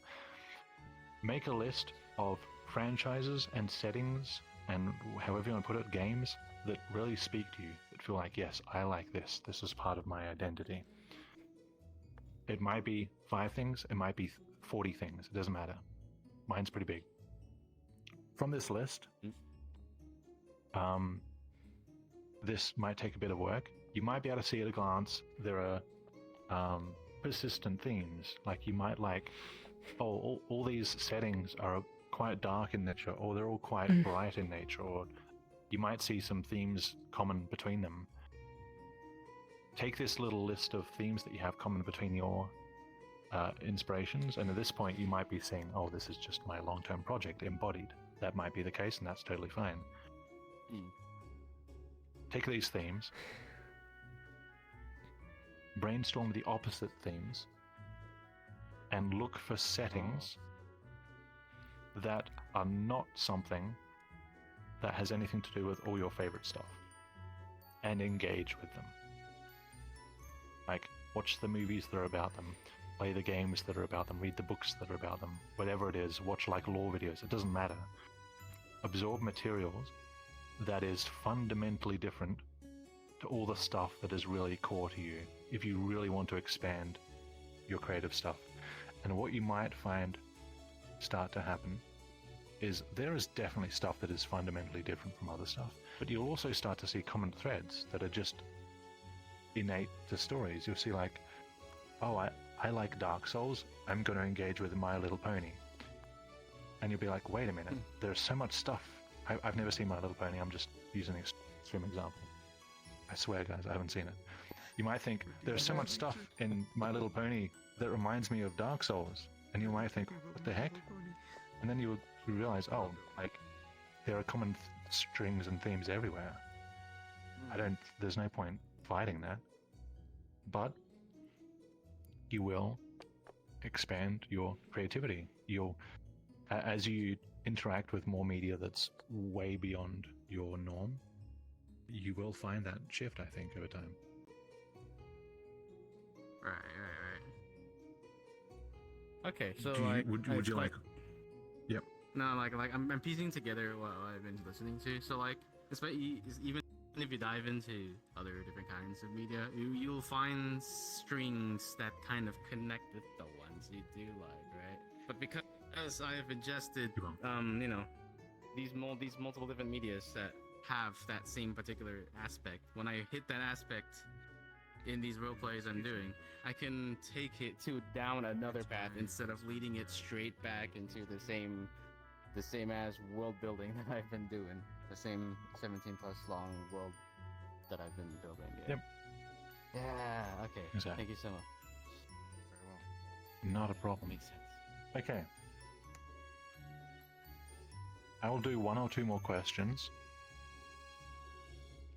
We have... I know Scylla wants to ask something. Does anybody else have a question? Rendiza, is it on topic? It's not a question. I just want to let you know that I'm gonna go. Person behind it. Okay. All right. Have a good night. How'd your class go? It went pretty good. Nice. Awesome. Did you have the test? Was the like pass and fail? I'm pretty sure everyone passed. One person. Unfortunately. But I didn't tell them that. Oh, okay. Fair enough. Withhold their certificates. It's $20 mailing fee. All right. Have a good night. You got, Me too. you got 2 questions behind you. Oh, 2 questions. 3 questions? Okay. Let me hear the questions first, and then we'll try and figure out what's what. Aeon, what's your question? So, I've known you for about a year, and I've been curious. The question has constantly been swirling around my mind, and I'm assuming others want to know this as well. What inspired you to become a role player? Like, what was your origin? Okay. I'm not sure. I think maybe you missed the start of the event. This is about world building.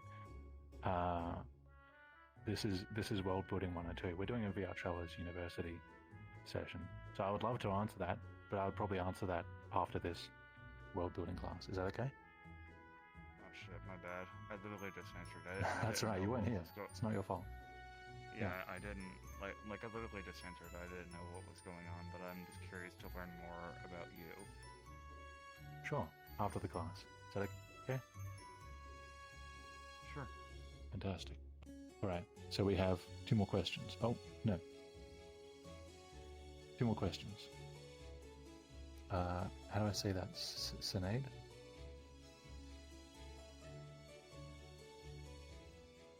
I don't think your mic's coming through. I don't hear anything. No.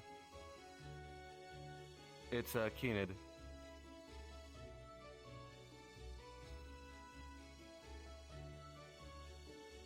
Everybody stare at him. It'll make him work faster. Fuck off. Hello, can you hear me? You can hear you. Hello. Excellent. Alright, so unfortunately I disconnected through Neon's question over there. My question is how exactly, what is a good way of putting a theme into a world? Not necessarily about real life issues, but something like, kind of like how the movie Good Will Hunting is about getting over past traumas and moving ahead. how would you put that in the world so the participant would get something out of it? So yeah, would be an interactive story. Interactive story, how to insert a theme. Okay, Scylla? What's your question? I have a specific example. It's about kind of nuanced exploration that's very close to an established trope. And kind of like avoiding falling into the trope, like wholly. Sure. But I have an example to accompany it. Okay, I'll do Sinead's question first, because that's a pretty easy one. Then I'll do, before I do either, I'll be back in just a minute. Okay.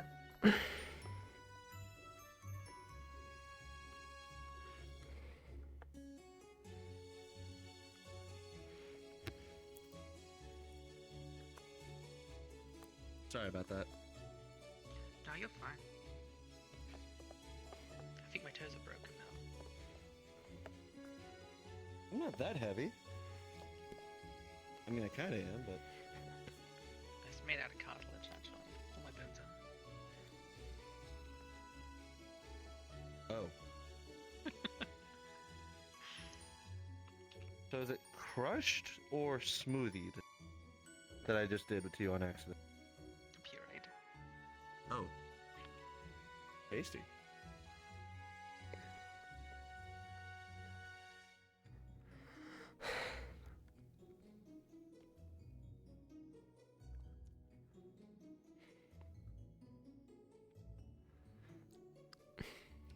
Yeah, I told everyone to stare at you to make you work faster, and it worked. Fuck off, it didn't. Uh-huh.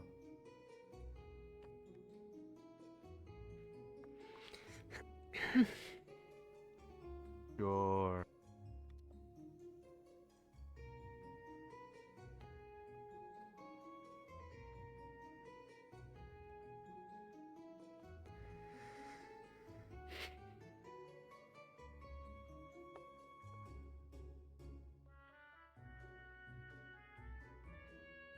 This was a pretty cool night, though. I got a lot out of this.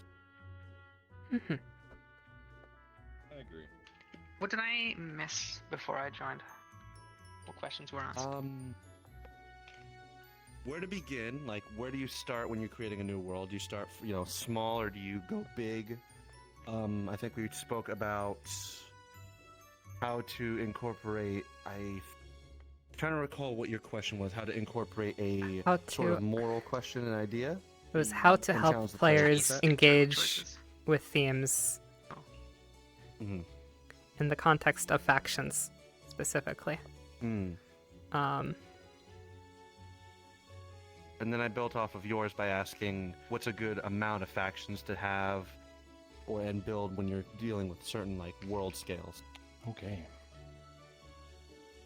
I am back. Okay, so we have your question, inserting themes. So, first of all, this is just a point for clarity. When you say themes in world building, it could mean two different things. A theme can be a flavor for the setting. For example, your theme could be medieval France, or it could be like Edo period Japan or something like that. That is a theme. Or a theme could be like a topic. So not where is it, but what it's about. Like war or peace or love or whatever. Sounds like you're talking about the second kind, right? Correct. Okay.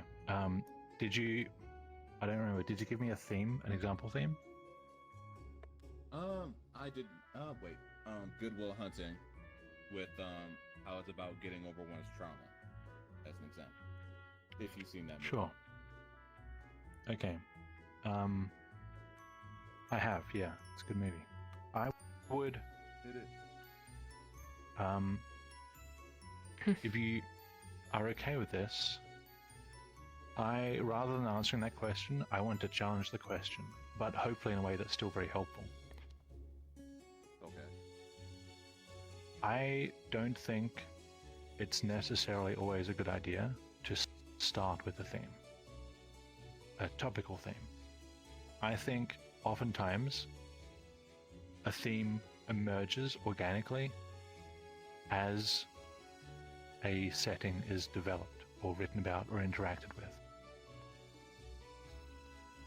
So, for example, if we take Good Will Hunting, I'm not convinced that the writers sat down and they were like, I want to make a story which is about whatever. That may happen. Maybe some people work like that. If you work like that, fantastic. If you don't work like that, and a lot of people don't, then that's totally fine. Don't force yourself to work like that. So this really depends on the individual. I myself, I don't work like that. I don't like to have an idea of a topical theme going in. I like to have an idea of a setting theme going in, but not a topical theme. That emerges as I work on things. So, having said that, there's not so much personal experience I can give here, because that's not really how I work. And it may be that even if you do work that way, often your theme might develop as you write. So if you start a world and you want that setting to convey a theme of like, I don't know, what's something typical, like war is bad might be your theme, or not war is bad, but just war might be your theme. As you write the story, as you develop the world, that theme might change, and I think that's okay. That's part of the process. Because I think if you are world building in a way which is true to you, and this world continues to speak to you, it doesn't matter what it says at the theme thing at the top of your document. And it doesn't matter if that changes. It can be a great starting point, but don't hold yourself to it. I don't know if that's helpful or if that feels tangential. Do you want me to be more direct, or do you feel like this is helpful as well? No, that was helpful and it made a lot of sense. Thank you. Okay. Do you have something to say on this, Jared? Yeah, I think yeah, I definitely agree with what you say, and to add on to that, I think if you start with a theme like I want to talk about this, you're gonna get hung up a lot on wanting to make sure all your words go toward advancing that, when you really should just write your story first, and then if that matches up with that, great. If it doesn't match up with that, maybe that's not a bad thing. Or if you wanted to talk about that, then you can go and edit stuff to make it talk more about that if you want. Yeah, that's a very good point. It's very good advice. Sometimes the theme only becomes relevant when you're drafting, when you're second drafting, sorry, and later, not when you're doing the first draft. Sometimes the first draft is just dumping out what's in your head. You're not trying to stick to a theme, you're not trying to stick to a plan, nothing. Sometimes you just got to dump it and refine it, because you can't polish what doesn't exist. You can't refine what doesn't exist. So I wouldn't get hung up on themes. Sometimes you just got to get it out and then figure out, is there a theme here, or do you want it to apply to a theme? And that's just a matter of the editing process, as Dowd said. That makes sense. Okay, fantastic. Cyllin, last question for the night. Hi. Yes. All right. So, I suppose this is I have a question with like a specific example to follow it. So, it's about exploring or doing a nuanced exploration that's really close in proximity to an established trope, and I don't want to lose the nuance. So, my concrete example.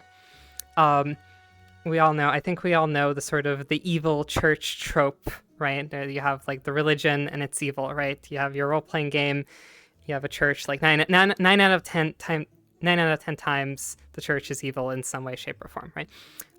Yeah, 10 out of 10 with JRPGs, yeah. 10 out of 10 with JRPGs, yeah. So, I have here a church of mercy. And believe me, there's plenty of things to dislike about this church, right? There's plenty of things there. It's however, it is what it says on the tin. It is, in fact, literally a church of mercy. In this context, I will define mercy as I am standing above you with a sword to your throat, and I spare your life. Whereas forgiveness would be, you have wronged me, and I give you a hug anyway. So that's the difference. This is a church of mercy. And it is set up in a way where you have... It's mixed in with the judicial system, and it's both rehabilitative and punitive at the same time, right? You have both rehabilitative and punitive punishment at the same time. But the thing is, it is actually what it says on the tin. It is a church of mercy. They do the rehabilitation. It's not just like this is evil, it's all evil, 100% evil all the time, right? But it is still quite bad, and that's really, really close to the established trope, right? And I suppose there's the question of, do you have any advice on kind of like avoiding being sucked into that trope? Of course, once again, this is interactive, so I guess I need to convince my players that it's not one of those situations where I'm the GM and I'm like, oh, there's nothing, if I tell my players there's nothing more to look here, and they're like, yes, there's nothing more to look here, wink, wink, and then they keep looking, Wink, right? wink, yeah. Yeah. So it's not one of those situations. It is actually what it says on the tin. Sure. Okay. Let's start with some questions to get more information. So you said this idea of mercy was the idea of having the power to coerce or oppress, and not always choosing to do so. Is that right? Pretty much. They believe that everyone always deserves a chance to prove themselves worthy of redemption. But there is, in fact, a power involved, whereas, forgiveness doesn't necessarily have that power involved, but mercy does always have that power dynamic involved. Okay. Is this this will help me with my specific advice. Is this a VR chat roleplay? This is the VR chat roleplay, yes. Okay, gotcha. There will be some characters that are members of the church, but they will probably be outnumbered, in a sense.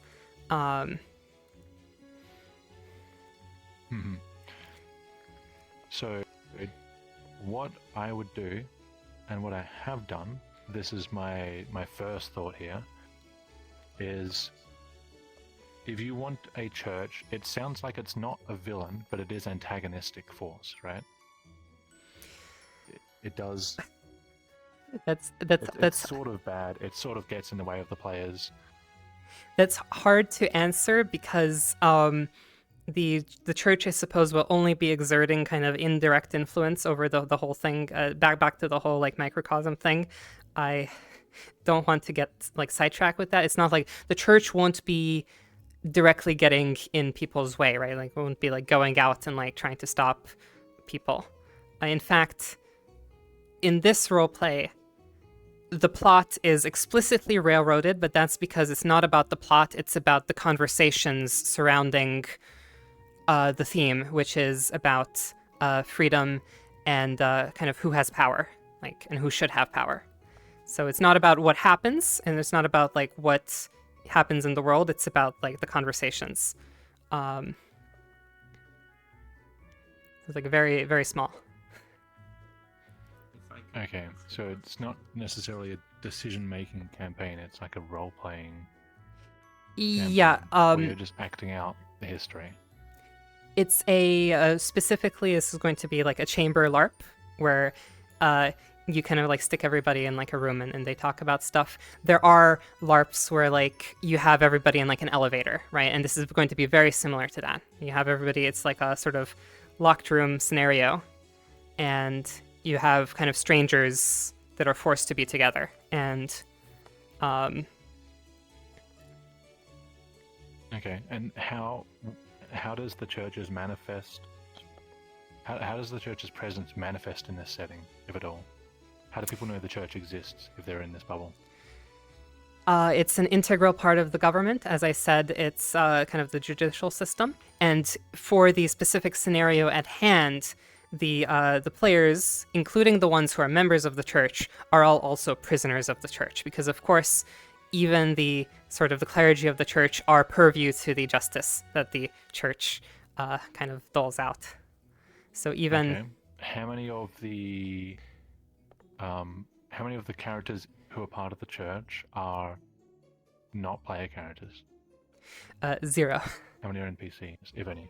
0. So this is all player character stuff. Kind of 1, if you consider maybe the voice on the radio and an NPC, but that's going to be like that's going to be like it's like a quarter of a character maybe, like, you know. The character is not actually there. Yeah. Okay. Okay. So, your question here is, how do you convey to the players that this is not this church is not a black and white? It's not just the black of the white. It's actually got some grayness to it. Yes, I suppose that, but also like on a subconscious level, because once again, this is like a really established trope, right? It's like a really, really established trope, and I feel like it's something that's easy to fall into, right? It's like a comfortable thing that exists and is really, really easy. Are you asking how to prevent you from falling into the trope, or the players? The players. The players. Essentially, what writing I do, right? Because obviously it's a role-playing game, so like whatever is there. Also, I suppose this is another short scenario. If this were like a long campaign, or if this was like a long-form story, I might show examples of the church, you know, like both sides of like what they're doing, right? Like that's something that I might do in like a longer form story, and allow people to draw their own conclusions. But there will not be time for that in this admittedly very short scenario. So this short scenario, you're giving them very, very minimal information about the church, but you want that to be conveying concisely that this is not the trope of an evil church. Kinda, yeah. Like, or it's kind of like a help us understand that while it is like very close to the trope, it's still distinct.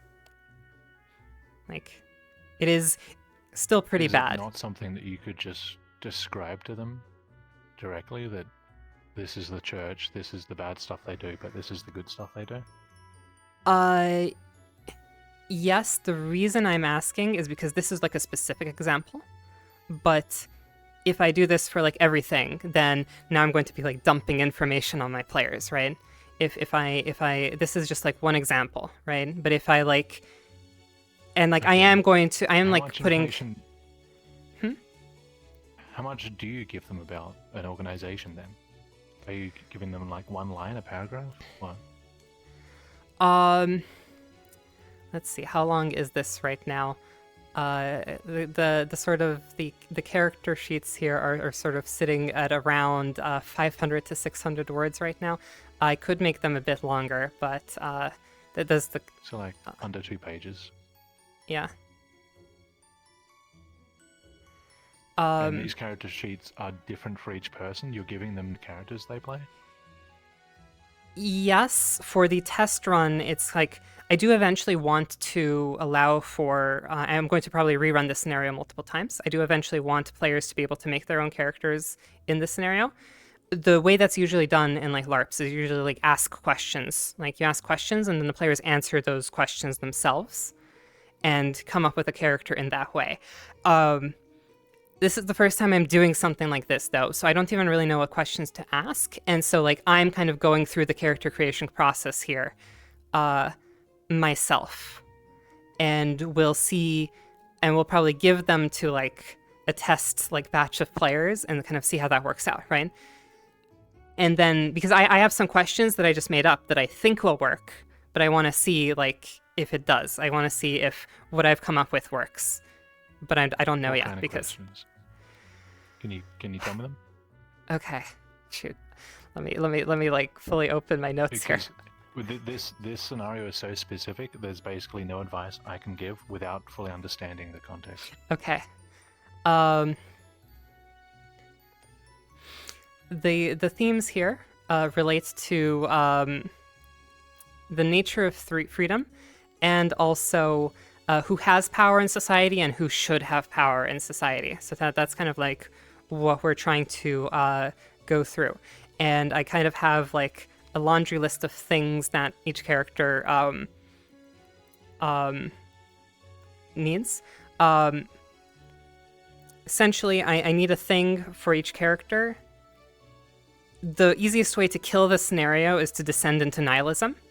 So each character kind of has something that they value, and that's something that they value is back at home. Like it's very important that the characters don't descend into like complete nihilism. We want to all commit suicide because that just ends the story, right?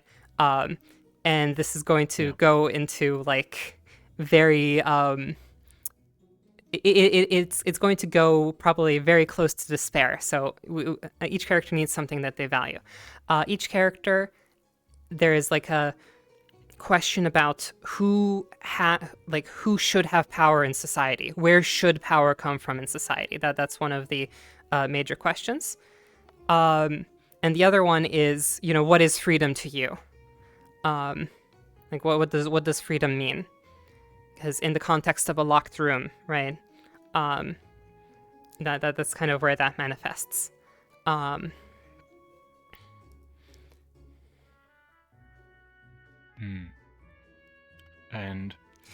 so, for example, I can give you an example of a character here, or I can probably give you examples of two characters just to kind of like show the contrast. I have an idea for one character here, who let me find this. All right, so we have our.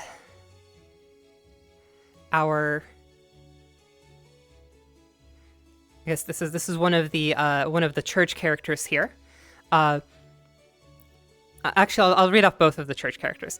Okay, so you have one of the church characters is values peace above all else. Like they want to be non-confrontational, and they believe that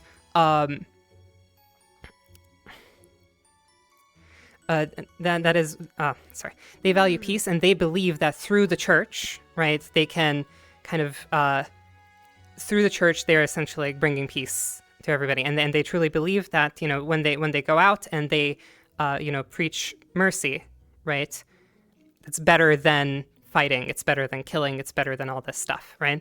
And that's like one of the characters. And then on the flip side you have the other character who has kind of always been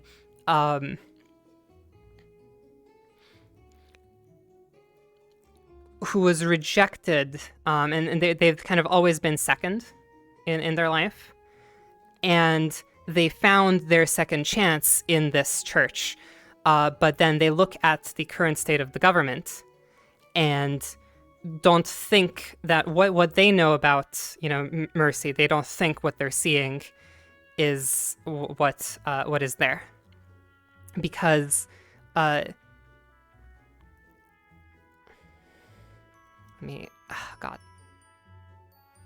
I have so many notes here. I'm sorry.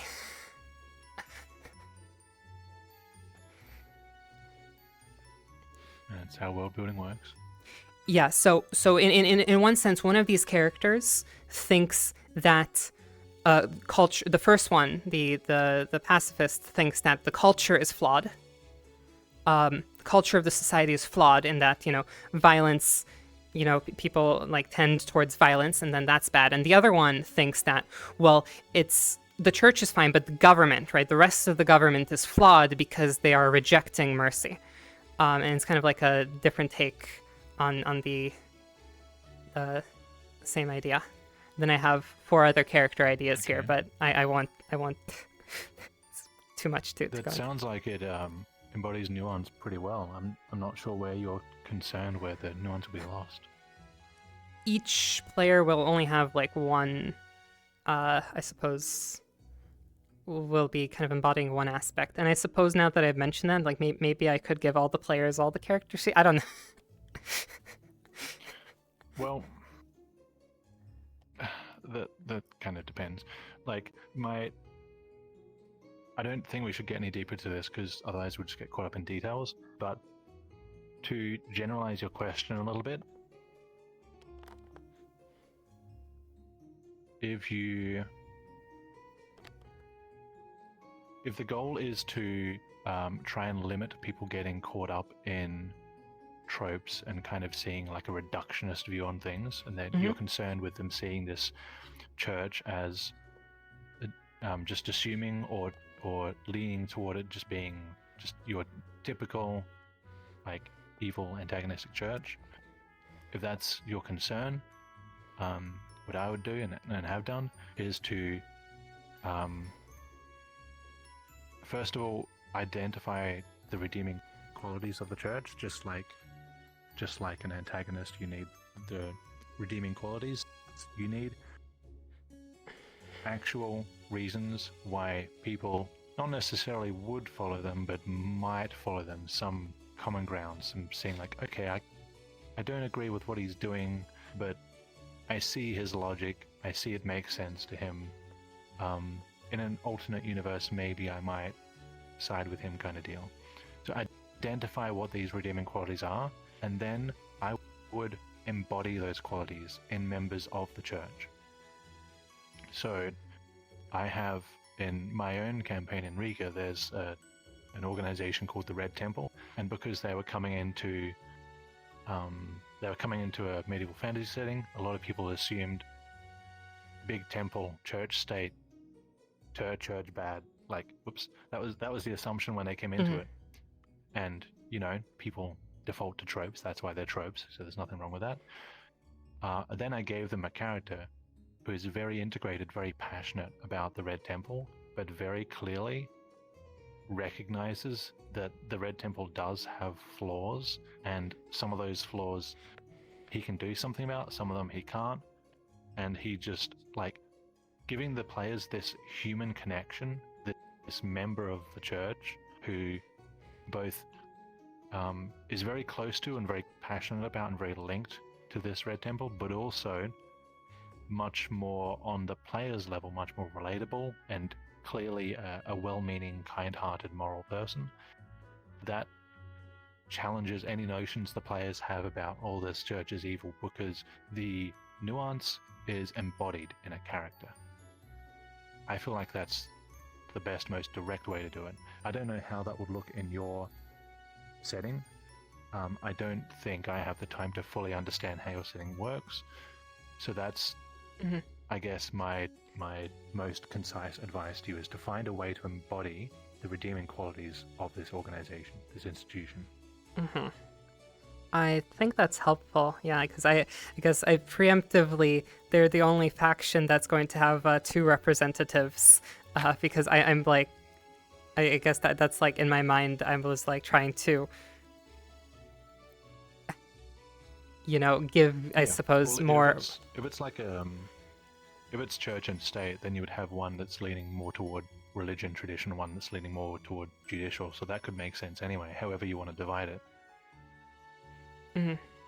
Maybe one is more punitive, maybe one is more rehabilitative, like whatever the division looks like. That's up to you to decide. But okay, yeah. That is, I think, my answer for you.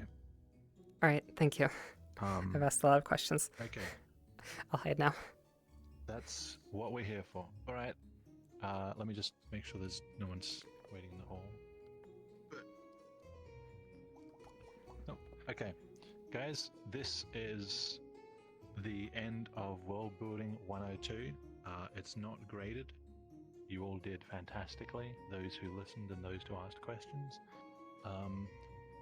My next VRTU, it might either be about a setting I'm making or it might be more storytelling oriented. I'm not sure. If you do have a strong preference, please let me know, because often we just kind of randomize the classes we pick.